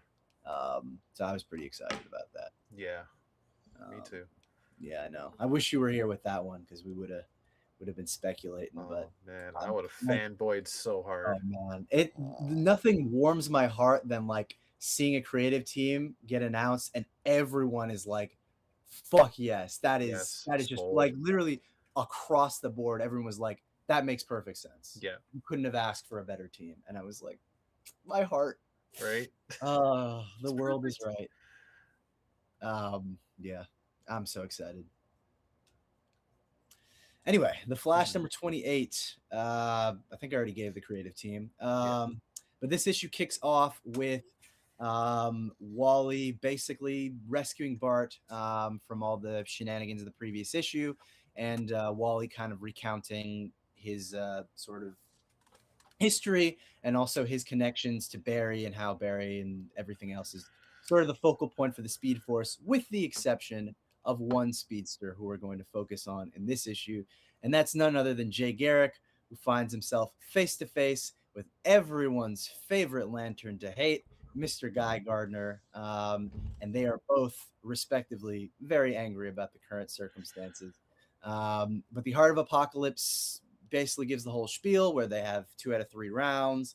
They can choose their environment, or I guess the environment is chosen for them, and they can also choose their forms after one round is completed. So they kick things off, or at least are about to kick things off pretty intensely, as Guy is about to charge on Jay. And Jay is like, wait a minute, let's think about this for a second. If we're just supposed to battle each other, who says we have to fight each other with our fists? And that's when Jay, in true old man fashion, decides, what if we just skip the whole fight bullshit and just have a good old fashioned game of checkers? Which, actually, knowing Guy Gardner and his absolute lack of patience, lasts about 30 seconds as Jay is trying to explain the rules. And ultimately, Guy, in true Guy fashion, just rage quits and flips the board over and is like, fuck this, we're just going to fight. So they and ultimately, Guy gets the first victory over Jay in this one, and they're able to choose their next forms. And Guy, maybe feeling himself, maybe getting a little bit of influence from the Heart of Apocalypse, chooses his Red Lantern form for the next one. But Jay, however, chooses a very different form, the, I guess, living lightning form or speed force form that completely overpowers Guy in this second round and blows him to smithereens. They make it to the final round, where their environment is, I don't actually know where it's supposed to be. I think they Valorian. say it's, oh no, they do say it. I'm sorry. It is none other than Vuldar. And if that name means nothing to you, simply look at the image on the page where they Yeah. first show up in the third round and see for the first time in, I don't know, maybe since 2005, Green Lantern Rebirth, Guy decked out in his whole Vuldarian warrior costume. And like I mentioned at the beginning of this review, I like screamed with laughter when I saw that, because number one, I was shocked anyone remembered, like post New 52, but also That remembered Warrior? I'm Oh, also man, like, it's of more all popular of, than you let yeah, on. Yeah, all, like not even anybody just that's a that. fan. Well, I don't know about that. You know, Guy Gardner has his fans, but you can't assume all of them love his warrior form. Oh, I or didn't his, say loved it. I'm just thinking yeah, new. They know, but yeah. Well, but you have to assume there's some love for it because this is his final form. This is the one he chooses for the final round, which is absolutely hilarious to me. So guys all decked out in those horrible tattoos in the red and blue. Meanwhile, Jay chooses a form that honestly I'm not incredibly familiar with. I kind of had to do some digging and try to find where it's from. And the best I could find is that it's supposed to be a reference to the first issue of Flash Comics where he has the lightning bolt sword. But I've never seen this like sort of chin strap and belt costume anywhere. It might just be an updated version of that suit, but it's yeah, it was one I was not familiar with. Um, so From the dialogue, I took it as like his World War II suit. yeah, I think that's Yeah. definitely the implication. But like, that was never a suit he wore during World War II. No. Or at least none that we'd seen before. So they duke it out for this final round. But ultimately, it is Guy who gets the upper hand in this one and actually ends up using Jay's lightning bolt staff or sword against him.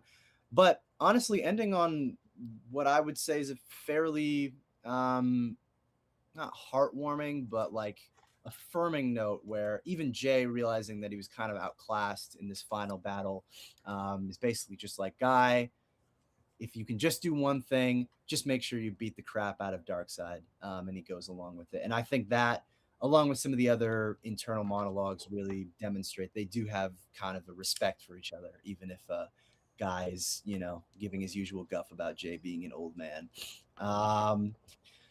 So that's the main battle.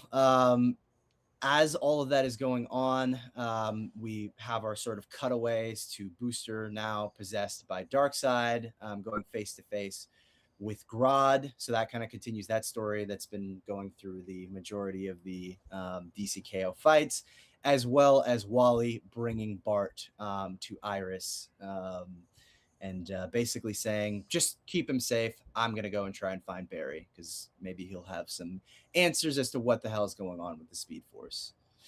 So, yeah, that is the Flash number 28. I got to say, I had a lot of fun with this one. I can imagine some people may be a little unhappy with the outlook. And even I was kind of a little sad because I wanted to see Jay make it to the next round. But I'm okay with this. Like, I felt really satisfied with just the way that their interaction played out. And that was really that more than anything, more than the fights, it's seeing how certain characters interact with each other within this fight context. Like, what are they saying? How are they processing things? And I think this issue handled that really well, where it's like, no, Jay is approaching this as any war veteran would and is just trying to fight it like it's yet another battle. Whereas Guy is, trying to kind of contain his anger, but also realizes that, like, is this old man really capable of going the distance to, do what needs to be done for this battle? Probably not, but I am. So I just, that was handled so well. And I just really connected with that in this issue. So had a lot of fun with this one. Sad to see Jay lose in the end, but who knows? Maybe Guy will put up a fighting chance in the next round, although if solicits are to be believed, it seems like he's probably not going to make it. Anyway, gave this one an 8.25 out of 10. I'll give it an 8.5 out of 10 just because I was laughing at that warrior costume again. Yeah, forward to next month's issue. I'll say this. If you don't recognize the name Voldar, you missed when comics peaked. Oh, God. This man with his crazy comments. Like, we often talk about Kyle Rayner's run not getting fully collected, the 90s run in general not getting fully collected, like various moments of the Bronze Age just lost to time. Where's my Guy Gardner Warrior omnibus? That is purely for you. I mean, complete with an opening 3 issues of Guy Gardner Reborn, leading into Guy Gardner Warrior. Although I will say, given the author of that book is like next to impossible. Yeah, I forgot about that. Same writer as the early 90s. There's a Jack Nicholson, Joker McFarlane figure, anything is possible. I think this one's pretty impossible. Yeah, I'm gonna be Unless honest he's it's with a you. little different, but Unless Yeah. he's dead, then it's possible. Who knows? Oh no, no, it's the writer's pretty much as good as dead. yeah. If you don't remember who the writer was, Josh, I'll say this: he's getting the Benoit treatment. Oh, oh, Yeah, There you oh. go. yeah, Well, then you don't want the signature. Yeah. no. Now I don't know if he wrote the entirety of the Warrior ongoing series. I don't think so. Think he? Um, Maybe you're. Yeah, maybe not. Maybe some of the later issues he didn't. yeah, I'm pretty sure he did that initial 3-issue series, and then maybe the Warrior ongoing was someone else. Because I've seen like random issues in the wild. I'm like, oh yeah, don't recognize that name. But anyway, No, I'm fucking hey, curious. it's I gotta look possible. it up. You never know. Yeah, who knows? Yeah, Guy Gardner Reborn probably will never get collected again, but Warrior might deserve a fighting chance. We'll have to see. But that's neither here nor there. That's a conversation for another time. This was fun, just through and through. Um, Brandon said everything. You just got it right on the head. Is beautifully done. Um, 6 beautiful forms chosen for these two heroes, and the respect and admiration that was shown between the two combatants, while also staying very true to their personalities and the way we understand both characters. Just perfectly done. Couldn't have asked for a better way. Yeah, done. 8.75 out of 10. Fuck it, 9. 9.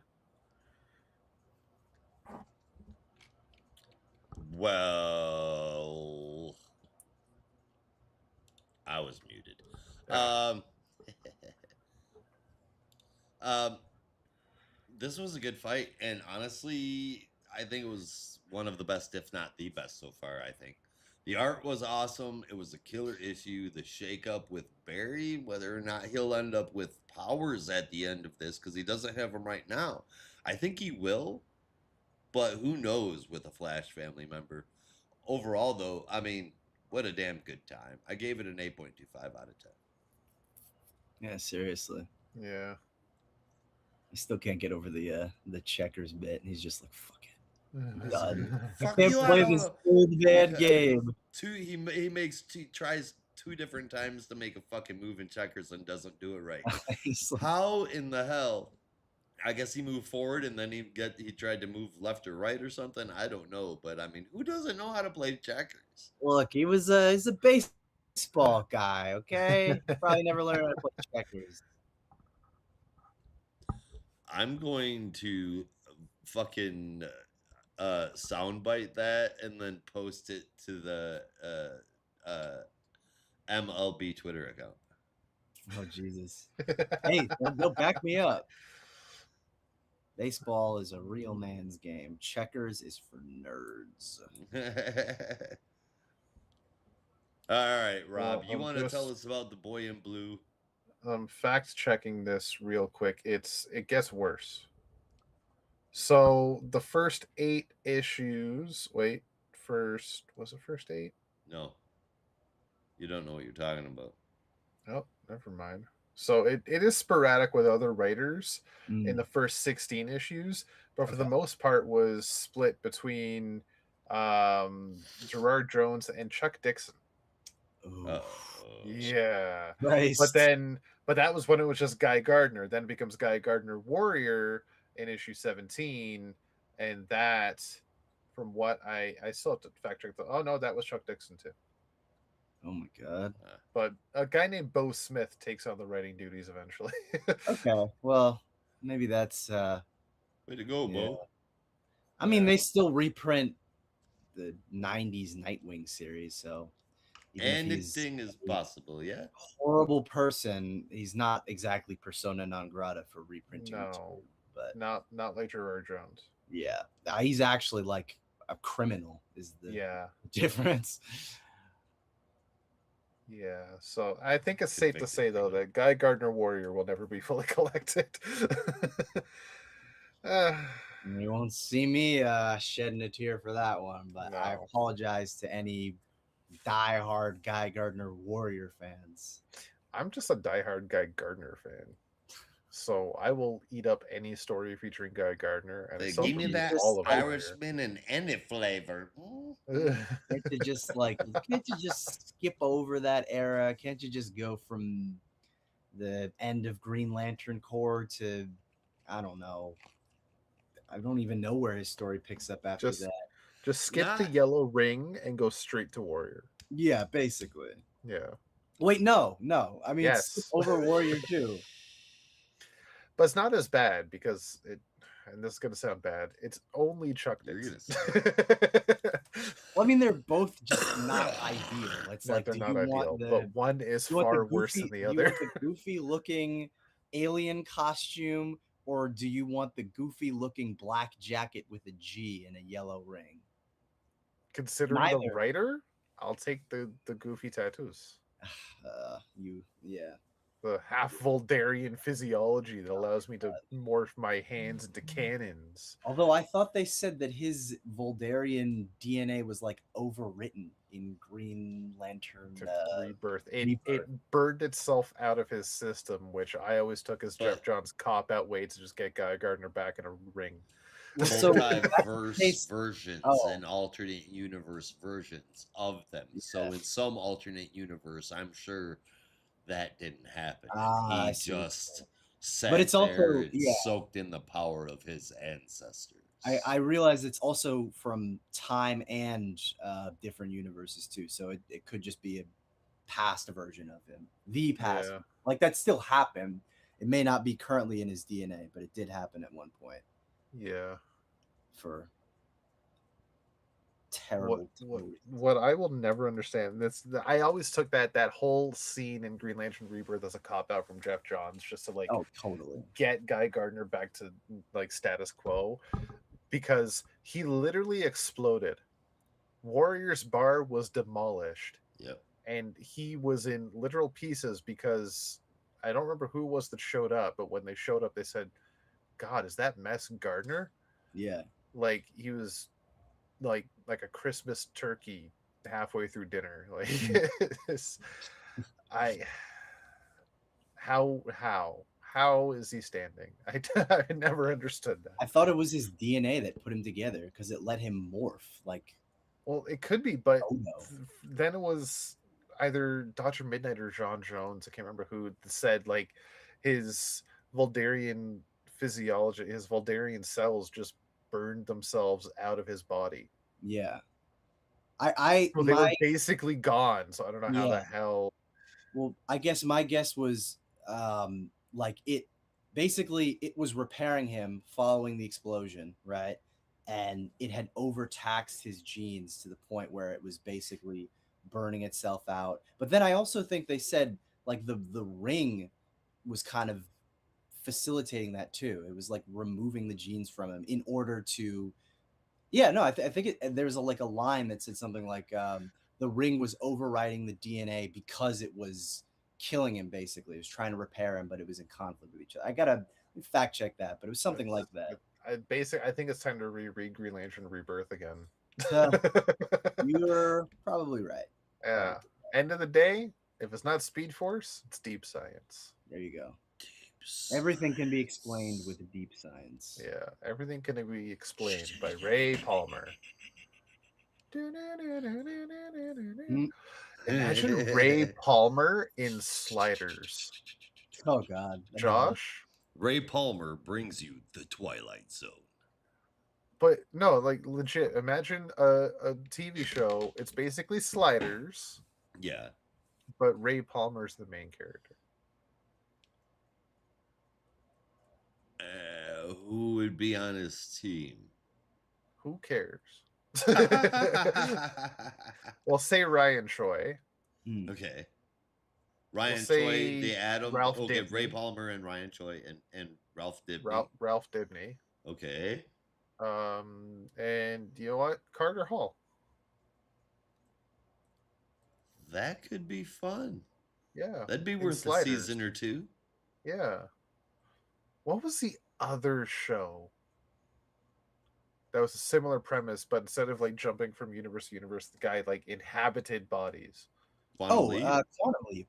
Quantum Leap, thank you. Yeah, Yeah, Yeah, that shit was awesome, dude. yeah. yeah. The original one. I never got around to watching the remake. It's not worth It's it. not good. It's not worth it. All right. Yeah. That's why. Because I just there's some shit that I could go back and watch, and no matter how bad it is, it's not gonna tarnish how much I like it. Like Knight Rider. Yeah. It's just Can't I'm really always think going to love about Knight Rider no matter what. Fair enough. But there's some shit I just can't go back and I don't want to revisit it or see somebody else revisit it because I don't want to fuck it up. Yeah. That's fair. Sliders, I think, definitely needs Like a OG revisitation. GI Joe cartoons fall into that category too. Like I do not want to go back and watch those. I have such fond memories of the old GI Joe cartoons. I cannot revisit those. Look, I 100% understand your position here because you know how I feel about Transformers. My introduction to Transformers in TV land was Beast Wars. I didn't watch the Ah, '84 series, and now I own it on DVD, and I'm trying to watch it, the and I've 84 gotten through series? the first episode. Yeah. It's hard. It's so hard. But I want to watch it because I want to understand everything leading up to Transformers the movie, which I have watched, and that's epic. All right. So But the '84 series is so fucking hard to watch. we're so far off topic here, but I am going to tell Yeah. you this. What I did was I went on and I tried four. No, I think I tried Deep AI and then I tried Chat GPT, and both of those were like really lacking in their response. So I tried Google Gemini. What I was after was a way to get Liam caught up on who and what um, He Man was because he was interested in watching the more modern Kevin Smith cartoons as long as he didn't have to go back and watch a whole fucking 180 cartoons to know what the hell was going on. Right. So I went on Google Gemini and I was like, in order to catch up and get to this point in a story, what are the important pieces of media that I need to show my kid in order to get him there? And it gave me like 5 fucking cartoons to watch Oh out of the shit. original series, and it was like Wow. this is the cornerstone, and then everything else is going to be explained as you watch the rest of the show. He'll be good to go, and I'll be Yeah. goddamn if that didn't work. Well, fair enough. It was like, ooh, that was damn good. Yeah. And then if he is so inclined, he could go back and watch other ones. Yep. But Yeah. There you go. fair enough. Yep. Hell yeah. Still trying to get him to go back and watch the original Voltron, but he won't do it. I'll take Legendary Defender though. He can watch the hell out of that. I don't care. That's fine. Yeah. And my God, is that kid into My Hero Academia now? Ooh, Every kid. Hell, everybody loves MHA. Mm. It He was just one of the ended. kids that were like kind of cool, that's awesome. I don't really know everything. Now he sits down and it's like a whole thing. Him and his mom watch it together. Oh, And okay. it's like it is a whole ass production. Don't bother them while they're watching their 2 episodes back to back. Right. No, Yeah. it's a good time. The series just ended, and I'm very very depressed. So I hope they enjoy it. That's funny. I wish I They could watch it what's his name? In the beginning, is it All Might? All Might. I might, yeah. Yeah, that's what they started calling me. Oh. Like, god damn Wait, you guys. is that I'm confused as to whether that's supposed to be a good thing or a bad thing, because Both. All Might has his strong in those early seasons, but also his like emaciated form. So I'm Yeah. like, which All Might are they talking about? They're talking about I hope both. it's the good one. They're talking about both. I mean, Fucking- the they're implication jerks. of that But is, that's how I Yeah. talk. These guys are funny.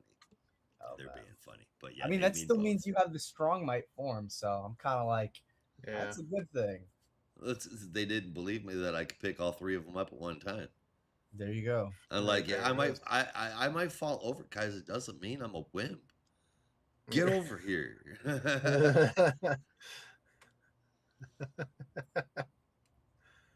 Fair. Right? All right. I'm fairly Yeah, certain I could still kick the hell out of somebody as long as I could get it done in under a minute 30. I'll get all fucking winded and shit. Somebody get me an oxygen mask.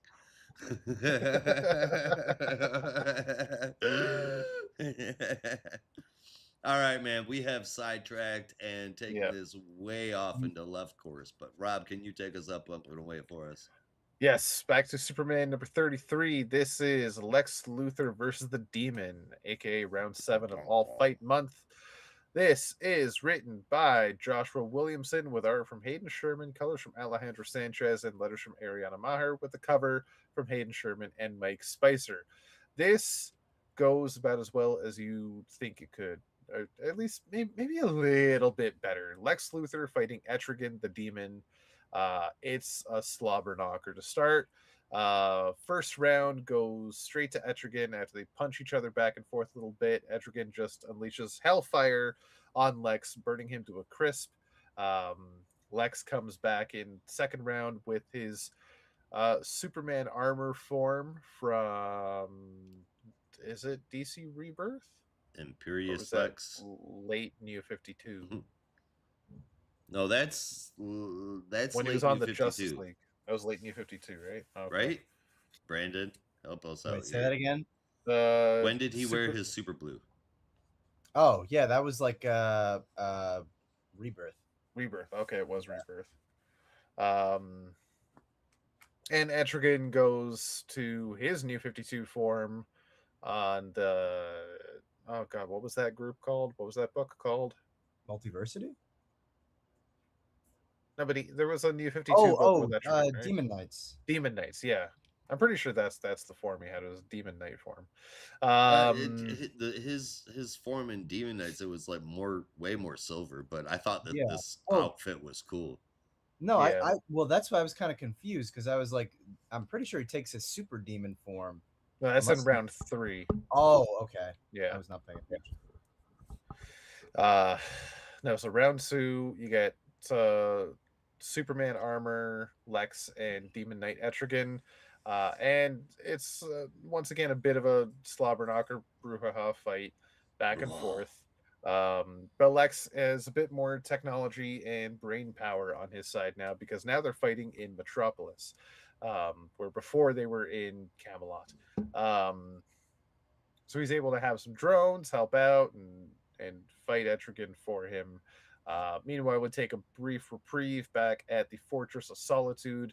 Speaking of robots, Superboy Prime is reprogramming all the Superman robots in the Fortress of Solitude to help them find Superman and get him the information they have about Doomsday and Darkseid. Lois, knowing the risks of her powers, agrees or forces herself to join them and head off to find Superman together as a trio. Back to our fight, though, Etrigan is kind of on the losing side. He's trying his best to hold his own against Super Lex, but this Super Lex just has all the preparation necessary. The preparation of Batman with the heroics of Superman. He knows that this suit contains a mother box, and with that mother box is able to blast Etrigan's head off, winning him round 2. And Most now of we us head had. most of us had, yeah. We Most of then us. head into round 3, where Etrigan, as was said, has taken his super demon form from Earth 13 in Multiversity, and Lex has just taken a naked body. There's like no clothing, but this is a form that we have been seeing throughout the issue had made a deal with the demon lord Neron, and this deal granted him certain magical abilities and certain incantations. And one such incantation he begins to incant, which Etrigan recognizes right away as the incantation to transform Lex into Etrigan himself. Turn Exercise the demon. Exactly. This reverts Super Demon back to regular old Jason Blood, where Demon Lex slashes at his throat, but this does not mean that Etrigan is dead because that was just Jason Blood. Um, Etrigan rebirths himself as Super Demon by exercising himself from Lex, leaving Lex to be a normal human again. And this is also when we get a little psychic blast from Gorilla Grodd, letting Lex know from across the cosmos that they have been betrayed, and Darkseid is within Booster Gold, letting Lex know all of that stuff. Um, but oh shit, maybe I. Oh no, there it is. Okay, there's the KO. Yeah. Oh shit. I was like, where did I miss the part where Etrigan loses?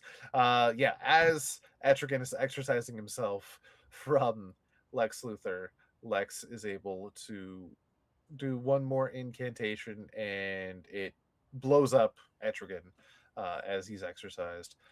And that wins Lex the fight. And then we get the psychic blast from Gorilla Grodd. I missed that part. And then Time Trapper is able to make his way back to the Watchtower or the satellite to fight Dark Booster yet again, Booster Side, however you There want to you call go. him, Dark Gold. The Super Fam are heading out and shit's going down. Yeah, we'll find out more next month at Superman 34 and the finale of All Fight Month we will talk about in just a few minutes. But for now, Superman, this was a fun little issue. For an issue that didn't actually technically have any Superman in it, because hey, you don't need the main character. Every issue, I've been saying You this would for say months. that as a Lex supporter. Right. I would. Wow, I I said would. that like a slur. Oh my god. Lex I lover. did sound like an insult a little bit. Yeah. You would say that, Lex supporter. Hey, my defense is Rob has a couple times at least cosplayed as Lex Luthor, doing a phenomenal job. So thank you. not exactly innocent. No, it's 100% justified. He is one of my favorite villains. No, but I just all around enjoyed this issue. It was I'm loving these fights, if only for seeing all these different forms pop up from history and just seeing how they would fare against each other, and the way that the writers can craft all these different fights. Like we talked about it with Flash and Green Lantern. It was just, it was fun seeing their personalities clash. And while Lex and Etrigan, a lot of people were like, this is a weird ass fight. It was a weird ass fight, but it was like that by design. There's no way you could have a normal fight between these two. It had to be weird. Yeah. And it was interesting. It's really the best way I can describe it. It was fascinating to read. And I say technically didn't include Superman because it did have the Superman robots and it did have Superboy Prime, but I don't know if you want to count them. I wouldn't. Yeah. I wouldn't. It has characters who could be called Superman, I suppose. Yeah. Lex Luthor did don his Superman armor too, and I think he tried to call himself Superman at that period of time. Oh, he didn't even try. He just straight up calling him Superman. Yeah. Which is why when the Rebirth Superman showed up, he's like, the fuck? Like, no, you're not. Shut up. Excuse me? No. You are not Superman. And I'm still I'm still a carryover from Convergence. So I have all the memories of pre-Flashpoint. And I know for damn sure Lex Luthor is not ever going to be a Superman. Not after all the shit he's pulled. So yeah, this ain't gonna fly. But they did end up kind of working together. And I'm pretty sure you understand trademark law. Okay. Not that I'm like, you show up Superman, you owe me $50. Yeah, I'm like, not that I'm overly defensive about that trademark, but if I'm not gonna let anyone, there's one person I'm not gonna let have any kind of use with it, it's gonna be you, Lex. Yeah. Other people, fine, they can make their Superman t-shirt. You, no, that's not happening. Lex, you can go fuck yourself. Yeah, no. I don't You Yeah. know. already have enough. For me, Rob, did you give your score already? I'm sorry. No, I'm going to give it an 8.5. I am all the way on the opposite end of you. I'm giving it a 5.8. No, I'm just kidding. But I am giving it a 6.0.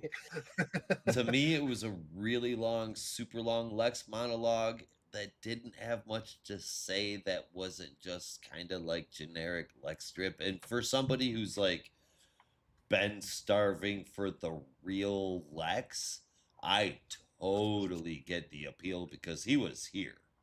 Yeah. I guess I was just wanting something way more out of it. The art was okay. Everything was just okay. Um, but yeah, more along the lines of, this was, I opened it and I read it and it definitely was a comic book. What did you think, Brandon? No, I can see where you're coming from, and maybe if I felt that same way, I might want a little bit more from this issue. But for as much as I've enjoyed Lex's turn towards the light, and it does kind of ride the line in this issue with his path of trying to be a hero, there is something that's very fun of seeing like classic 4D chess Lex, just like plans within plans. I'm the boss, and even though I tried to work with Superman and he rejected me, that bitch, like I still got it. And it very like anime kind of coded, where he's basically just like, oh, you thought you could beat me with this form, well actually here's my trick, and now I've become the demon. And I was like, this is almost too much, but is totally what I wanted out of DCKO, so I have no problem with it. Yeah. So Just that fine line of campiness. totally Yeah. so it was pretty fun. And definitely will be interesting to see where Lex ends up in the next round. So 8.25 out of 10 for me. Right on, right on, right on, man. That's fantastic news. And now up every time. The cover changes in perfect synchronicity for me. Yeah. DCKO Red Hood versus the Joker #1. Written by Scott Snyder and Joshua Williamson, with art drawn by Dustin Wynn and Giuseppe Camicoli, with inks from Mark Morales and colors from John Calise, with letterings from Steve Wands, and a cover by Corona and Sarah Stern. Jorge Corona and Sarah Stern. Excuse me.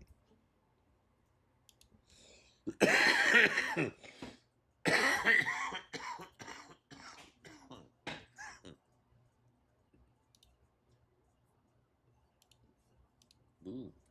All right. All right. So this is the grudge match that we have all been waiting for, and by all I mean at least me. Uh, the first match has Jason tried to kill the Joker by infecting him with the toxin that made him concentrated 1,000 times. It mutates him, gets big, he gets mutated, he gets 3 Joker heads. But unfortunately, Jason falls into a vat of chemicals and he ends up dying. Next up, because the tournament lets them pick their forms, Jason goes back to being the Robin that got killed. So Joker picks his classic death in the family look. And it's a brutal walk through Jason's trauma. This time we see things happen differently, though, and Jason beats Joker to death with the crowbar. The final round is in the rainy graveyard from under the Red Hood. Instead of killing him, Jason beats him and walks away, slumping up against a gravestone, finally realizing he doesn't need to be the Joker's victim anymore. It's a messy, violent win, but it feels like a huge weight off of Jason's shoulders, and that is the book. I think it was awesome for the character to go through, plus the art was awesome. It read really well. I think it was done with care, and I really appreciate that. This wasn't just Jason showing up and just murderizing the Joker. Um, we got a lot of commentary uh, on why the Joker excels at hand-to-hand combat. Little details like that, and I think that that was really good. It was a hell of a fun read, especially if you are a Red Hood fan. Seriously, well done. I loved it so much. I gave it a 9 out of 10. Yeah, no, I'm sure you might be surprised to hear it, but I also really enjoyed this issue quite a lot. Actually, it's very tight. I wasn't sure Um, if you guys would or not. no, yeah, very tightly scripted. I really love Jason's very determined voice in this one. Again, the thing that has been most interesting for me about DCKO is just seeing how these characters react in the context and also with their opponents. So obviously, there's so much history between Jason and Joker. You're gonna have to dip back into that pool, but it was just executed very well. And you have moments where it seems like Jason is going to crack a little bit. I love the sort of psychotic laughter that he has, where he's carrying Joker's body after the explosion, much Yeah. like Batman was carrying his body. Yep. Um, and even the moment in the end where Just he's like like, Batman was carrying his body. "Yeah, I won, but did I really? At what cost? Like it doesn't matter. Yeah, at what cost? Like is it my soul gone? So the only thing that I felt like really deflated that ending was just those last 2 pages with Booster Gold, and I know they have to Yep. do it because it's the overarching story. But I'm like, it would have been so baller to just end it with that final KO page where Joker's laugh ends, or I rather completely.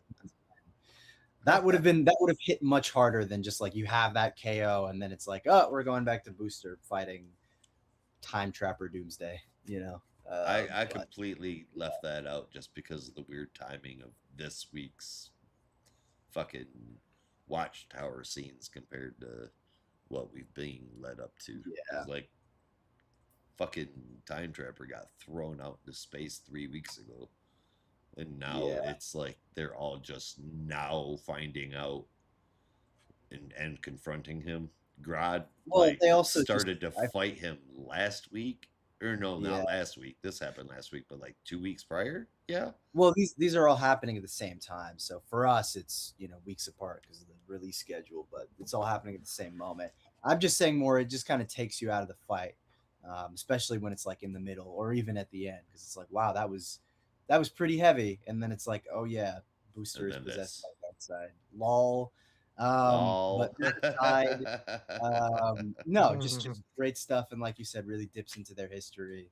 Um, and I don't know, it almost feels like a perfect pilot for a like doesn't the way that this resolves itself feel like the perfect pilot for a new Red Hood series? I know that's not going to happen because of the whole fiasco from a couple months back, but like the premise couldn't be better. It's like, okay, Jason has finally confronted the Joker. He's made some peace with that, but has he really? Is there something more there? Like I could totally see them spinning this out into something, but Where Jason becomes a not villain likely. or what? No, just it kind of picks up on his emotional journey. Like he's That would be he's awesome. had that, yeah, he's had that confrontation. It's not like he hasn't had them before, Right. but with this sort of weight attached to the fight, definitely feels like something they could continue with.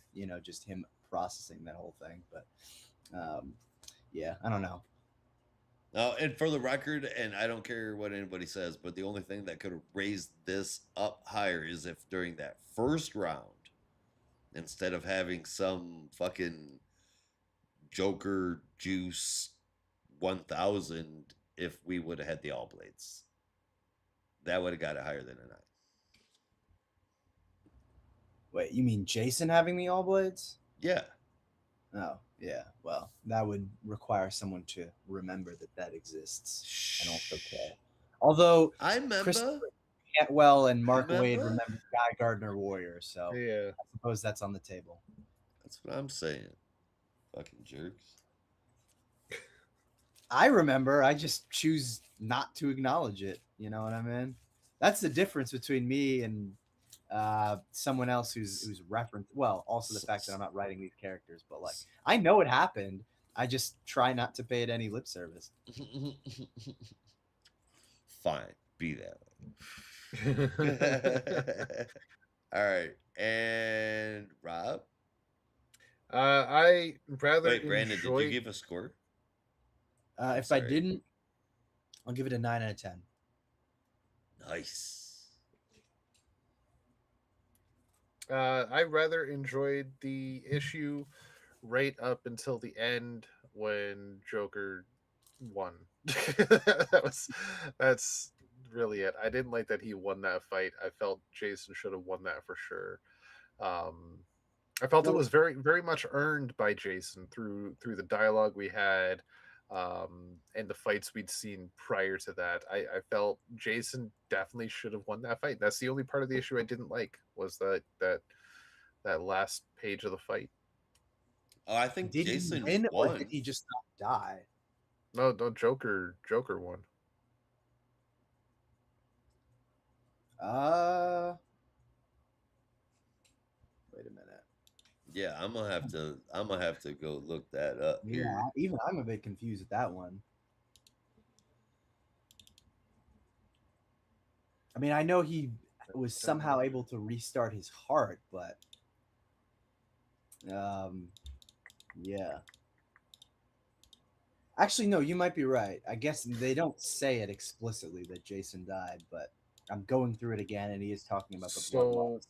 DC Comics even confirms Joker made it to the next round. Yeah. So I think that actually, maybe I'll drop it down to like an 8.25 because I don't think that was communicated incredibly well. It was 'Cause a case of they were both basically on their deathbed, yeah, and then I think it was something of the Joker had a pacemaker that restarted his heart, basically, yeah, and Jason didn't, so he died, and Joker came back, yeah. and Joker won round 3, taking the tournament. Josh, you still look confused by it. Nope, It's I'm not confused. I very am subtle. Annoyed. Control Z. I'm not confused by it at all. I'm readjusting my top three because that score just dropped that down to an 8. There Yeah. you go. Okay. So yeah, that's pretty much my score as well. I'm giving it an 8.25. If Jason won, would have been a 9, Yeah. quite honestly. Wow. My Because reading comprehension is it terrible. I did not felt fix that. earned Yeah. by Jason. It really did. It did not feel earned by the Joker at all. It was a really stupid ending. But that's what I got. Yeah, Right? You that's guys why said I it dropped best. my score from a 9 down to a 7.5. Oh, geez, that far. Damn. Yeah. That's how I know you're a Jason fan. I mean, I it only lost deserves it 3/4 really. points. I You mean, lost a point and a half. ultimately, but I'm not taking away from it. It definitely deserves every bit of a 7.25. Yeah, I mean the majority of it is still pretty well written. Yeah. So Yeah, for Yeah. sure. So that concludes all fight month, and this in For round 3 of the overall bracket tournament. Our matchups 7 out going of 10. forward, if the matchups are to what we believe them to be, we have Superman versus Guy Gardner, Aquaman versus Lex Luthor, Wonder Woman versus Cyborg, and the Joker versus Zatanna. crazy. As per the bracket. Yeah. In fact, oh shit, they even have a contest. You two should enter because it's only open to the US. Well, I know who I'm voting for. You have till January 6th to make your picks. It's on their Instagram page. Interesting. Yeah. You'll have to link me or I'll forget. But Yeah, I'll link it right now. Yeah, I gave it an 8.25. Solid for the most part. Yeah. Yeah. I gave it a 7. Yeah. We should probably move on because I'm giving it a 6.75 now. Oh Jesus! All right. Well, last book of the night. We made it. Yep. We did indeed, and you would almost say that our podcast is unlimited. It's not. This book is though number 14, Brandon. Yes, Justice League Unlimited, excuse me, number 14, brought to us by Mark Wade and Dan Mora, with art with colors by Tamara Bonvillain, letters by Ariana Mar. Another cover from Dan Mora. This is the Terrific 10, part 3, as this Suicide Squad, Justice League of Time. There's got to be a better name for that. Let's just call them the Terrific 7 now. No Well, they longer were 10. the terrific 10. Yeah, well, as they correct us in the Yeah. beginning of the issue, they're down to 7 now. So wait. I want to call them the terrific 7 and counting.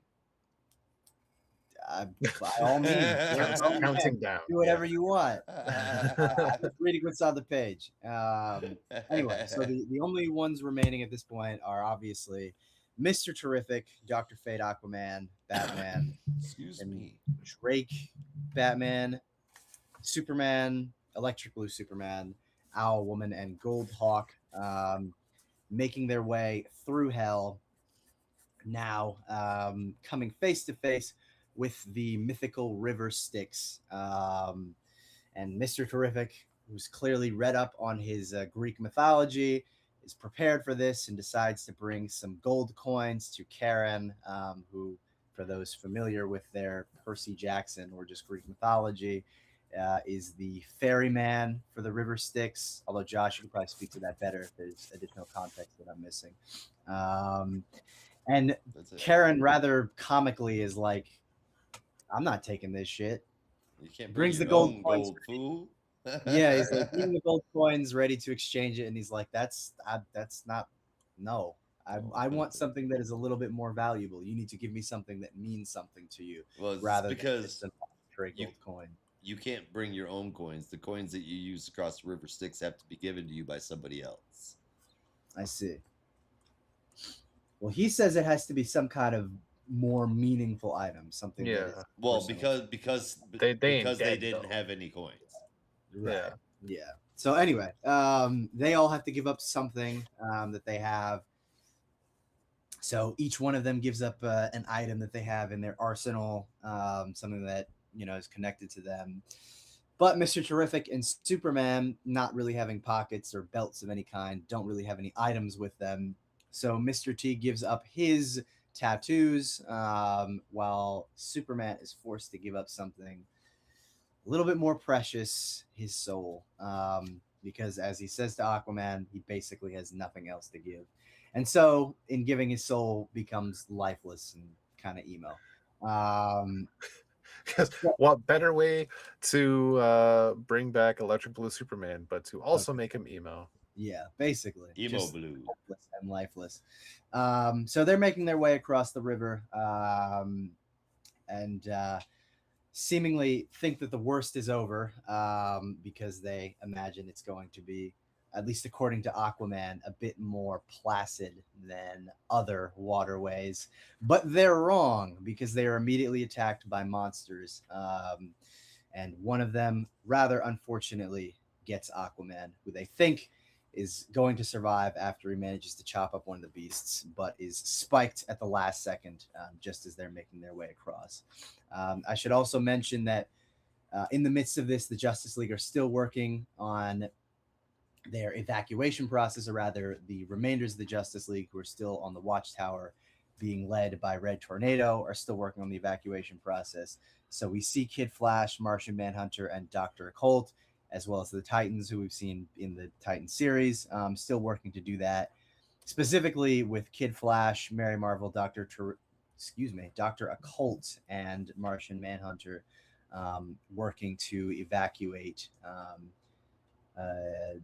what is apparently said to be a very treacherous area in Oklahoma City, only for them to learn that it's just Dr. Phosphorus, who's now powered up with some Neuron powers. Although he's also joined by several other Neuron-powered villains, calling themselves the Holy Army of Neuron right now. So that's pretty crazy. But we cut back to Hell, where Terrific is just sort of in a rather frustrated headspace, having now lost Aquaman as well as the other members of his team as they're going through hell, and is sort of processing the whole thing.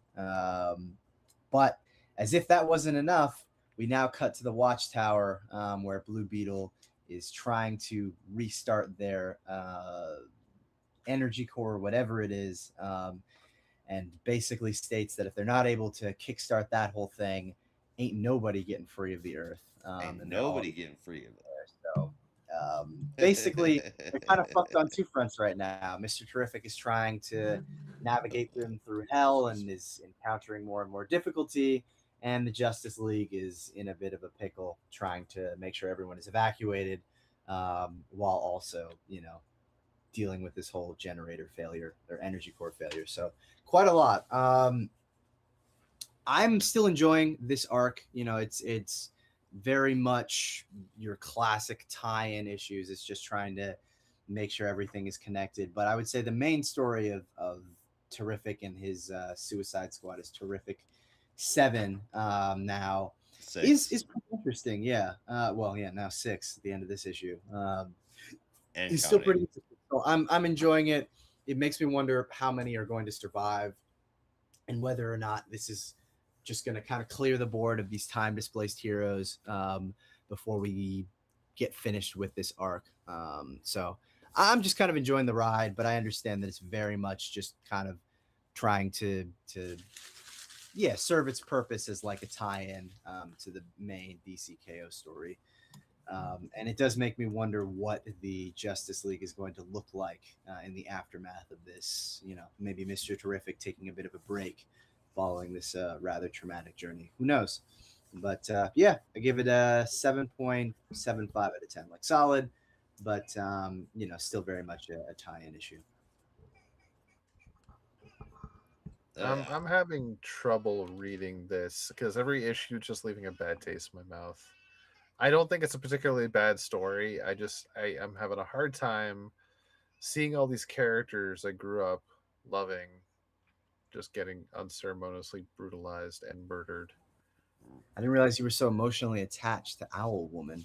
Well, not all of them, but like Hawkhand Aquaman and Yellow Ring Guy Gardner, and Electric Blue Superman. I was for a while until I actually fucking read it.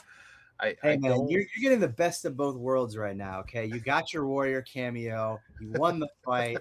I think we can let the yellow ring guy get a little bit of shit, get ripped apart by monsters. I mean, it was one thing to watch his heart get broken, and then he had to be literally cut in half. Oh I man, don't. I don't need that. I'm not trying to read a horror movie.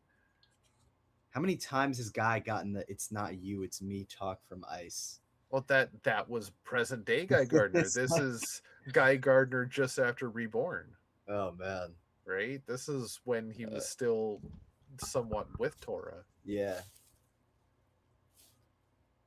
It's just, yeah, I don't know. That was the. It's hard to read for me. I don't like it. I don't like it at all. I can't wait for this to be over and get back to normal Justice League stories again. Um. But will they be unlimited? Well, yeah, that's the thing. Um. The stuff with the evacuation is fucked up enough. It's shit just going downhill. And considering the Watchtower interlude at the end of the Red Hood Joker fight, where we see the Earth completely get turned into apocalypse, um, they're fucked. Shit's gone downhill. They're screwed. There's a lot in this story though that you're just like, is going to happen. The Terrific 10 are all one at a time going to be killed off. Mr. Terrific is going to be the only one left, and he's going to succeed in his mission. You know that they're going to succeed in evacuating everybody off planet, and it's just a matter of time. I'm not as sold on this tie-in as I am pretty much every other DCKO tie-in so far. So for now, this is getting a 7. only because the rest of the books have felt much better. It would have gotten a 6.5 if the rest of the week had been shit. I think it's a little interesting. I'm a tiny bit curious, but it's just not enough to pull me all the way in. I feel like I'm reading a tie-in just for the sake of reading a tie-in. C plot. The art looks amazing. It's fucking Dan Morris, so that's never going to change. Um, it's not horrible. I'm not upset about the deaths like Rob is because I feel like they're just there to serve their purpose. They've got to go away anyway. They're all going to poof and go back to the universes when whoever it is wins because it can't be a bad guy. Well, So I they mean, could have just gone back to their respective timelines. They didn't have to get killed off. they're gonna go back to their I think respective there was a feel timelines line that, after the they're whoever dead. wins. yeah, I think there, no, but I think there was the reason that they're so expendable because because they were ripped out of time. well, that, and also I think it said they're like, I got to check that line, but it was something like they're disconnected from time. So it's not Yeah. even like they can go back to their original timelines. They're Yeah, just, their Which is homes annoying. are gone. yeah. It's stupid. Oof. But I didn't hate it. It's not all the way there for me for sure, but I gave it a 7.25 out of 10. Fair enough. All right, that leaves us up. We are at the end of the show and we have talked about all Holy of them. shit. Good God, have we Yeah. talked? But it is time for our top three. Hardest part of the show. The what? Hardest part of the show. The hardest part of the show. Sometimes. Sometimes it's listening to me rant about books you love. My top three, I'll go ahead and start first. It is actually going to be The Flash, number 28, in third place. And in second place, we're going to go with Detective Comics 1104, with first place being Green Arrow, number 31.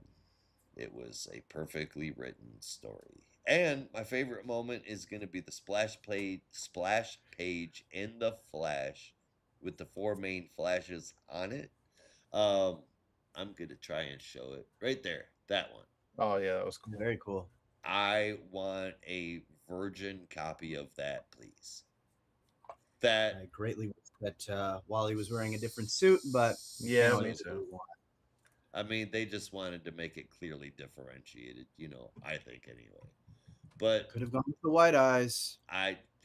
true. Different lightning bolts on the cowl. Yep. Different face mask. Regardless. Different shade of red. They're like, that shouldn't be your favorite moment. I'm like, there's Two many on different you, ways to There's make it so different. many ways. Two on you. What about you guys? What was your top three and favorite moment this week? Brandon, I'll let you go first. Sure. Number three, I had, what did I have? Oh, that's right. Number three, I had DCKO Red Hood versus the Joker. Number two, got to give it to Martian Manhunter. But number one, it's got to be Green Arrow, number 31, which is a very bittersweet send-off. It's still an amazing read. It would be very obvious for me to give any one of the panels of Montos drawing the classic GA my panel of the week, but I'm actually going to give it to just the whole sequence of Jay very briefly trying to teach Guy how to play checkers, because I hadn't looked at it in 2 weeks, but going through it again just made me laugh, and seeing his like outburst of like, man, I'm tired of playing this stupid old man game. Let's just fight. That was pretty great. Yeah, that was fantastic. For me, I have the Flash at number 3, Green Arrow at number 2, and number 1 is going to go to Absolute Superman this week. Or just being so freaking emotional. My honorable mention favorite moment was also going to be Really Guy and Jay playing checkers, but I gotta give it up to that last page of Absolute Superman because it's heartbreaking. Oh yeah. And that it's so emotional, and it really hammered home that whole issue for me. Hell yeah, I can see that. I can see that a mile away, man. That leads us to our next part, the favorite cover. Sometimes this is the hardest part of the show. We're gonna go in order of review. Absolute Martian Manhunter number 7, Absolute Superman number 14, Absolute Wonder Woman number 15, Green Arrow 31, Green Lantern 30, Detective Comics 1104, The Flash number 28, Lex Luthor, Superman number 33, DCKO Red Hood versus the Joker, and Justice League Unlimited. I have a feeling we all have the same cover. Oh my. So I propose on 3, we all say it at the same time, okay? Sure. Just after 3, okay? Ready? 1, 2, 2, 3. 3. Absolute Green Martian Arrow. Manhunter. I'm just You prankster, you. 100% mine is a Green Arrow right there Green with Arrow. you, Bob. Not Yeah. only is it an amazing cover, not only am I a sucker for well-used white space, the way that they put him in there on the arrowhead, we got an additional cut off of Green Arrow jumping out in traditional Green Arrow pose, and the way that they just made that light look when it's like his send off. That is a send off picture if I've ever fucking seen one. Oh, It's totally. absolutely perfect. Like there are some covers you just know when you look at it, like that's a final cover. Yep. That looks like the last issue. This is definitely that. It was just designed so damn well. That was your cover too, Brandon, right? I What? missed what you said. Yeah. No, we were in sync. Yeah. Last one off script. Yep. There wasn't a script. You guys never give me the script. Oh, we didn't send you the script? You Oh, never. shit. I haven't had a script in 5 years. I gotta send you the script. All my jokes are planned out. Every one. Son of a bitch. That would really help with the soundboard. Even the ones where we go off on tangents. Even the ones where we go off on tangents. You think Yeah. those are random, but they're actually meticulously planned. Yeah. I knew it. That's why our shows are typically always in the same area of time completion, no matter how many books we review. Obviously, this shit is scripted. It has to be. Yeah. There's no way I could just do this like off the cuff. Right? Yeah. And when we have dead air, it's because you missed your line. Exactly. Yeah, it's all my fault. It happens. I Yeah. am the reason we're not millionaires from podcasts. Anywho, it is getting late and I gotta say goodnight to my daughter. So Indeedy, I got you Yeah. there. Second, I just wanted to do a shout out to Detective Comics. That's a good one. Amazing. But yeah, Green Really Arrow shout out. for sure. And that is it. Thank you everybody for watching. We will be back next week covering all of DC's weekly releases. Same geek time, same geek channel. That is to say, somewhere near 5. And that's the show. We're getting out of here. You'll have to as well. Be careful out there. And remember, in the Geek Matrix, everybody has a home. In the Geek Matrix, you are not alone. Peace. Bang, bang.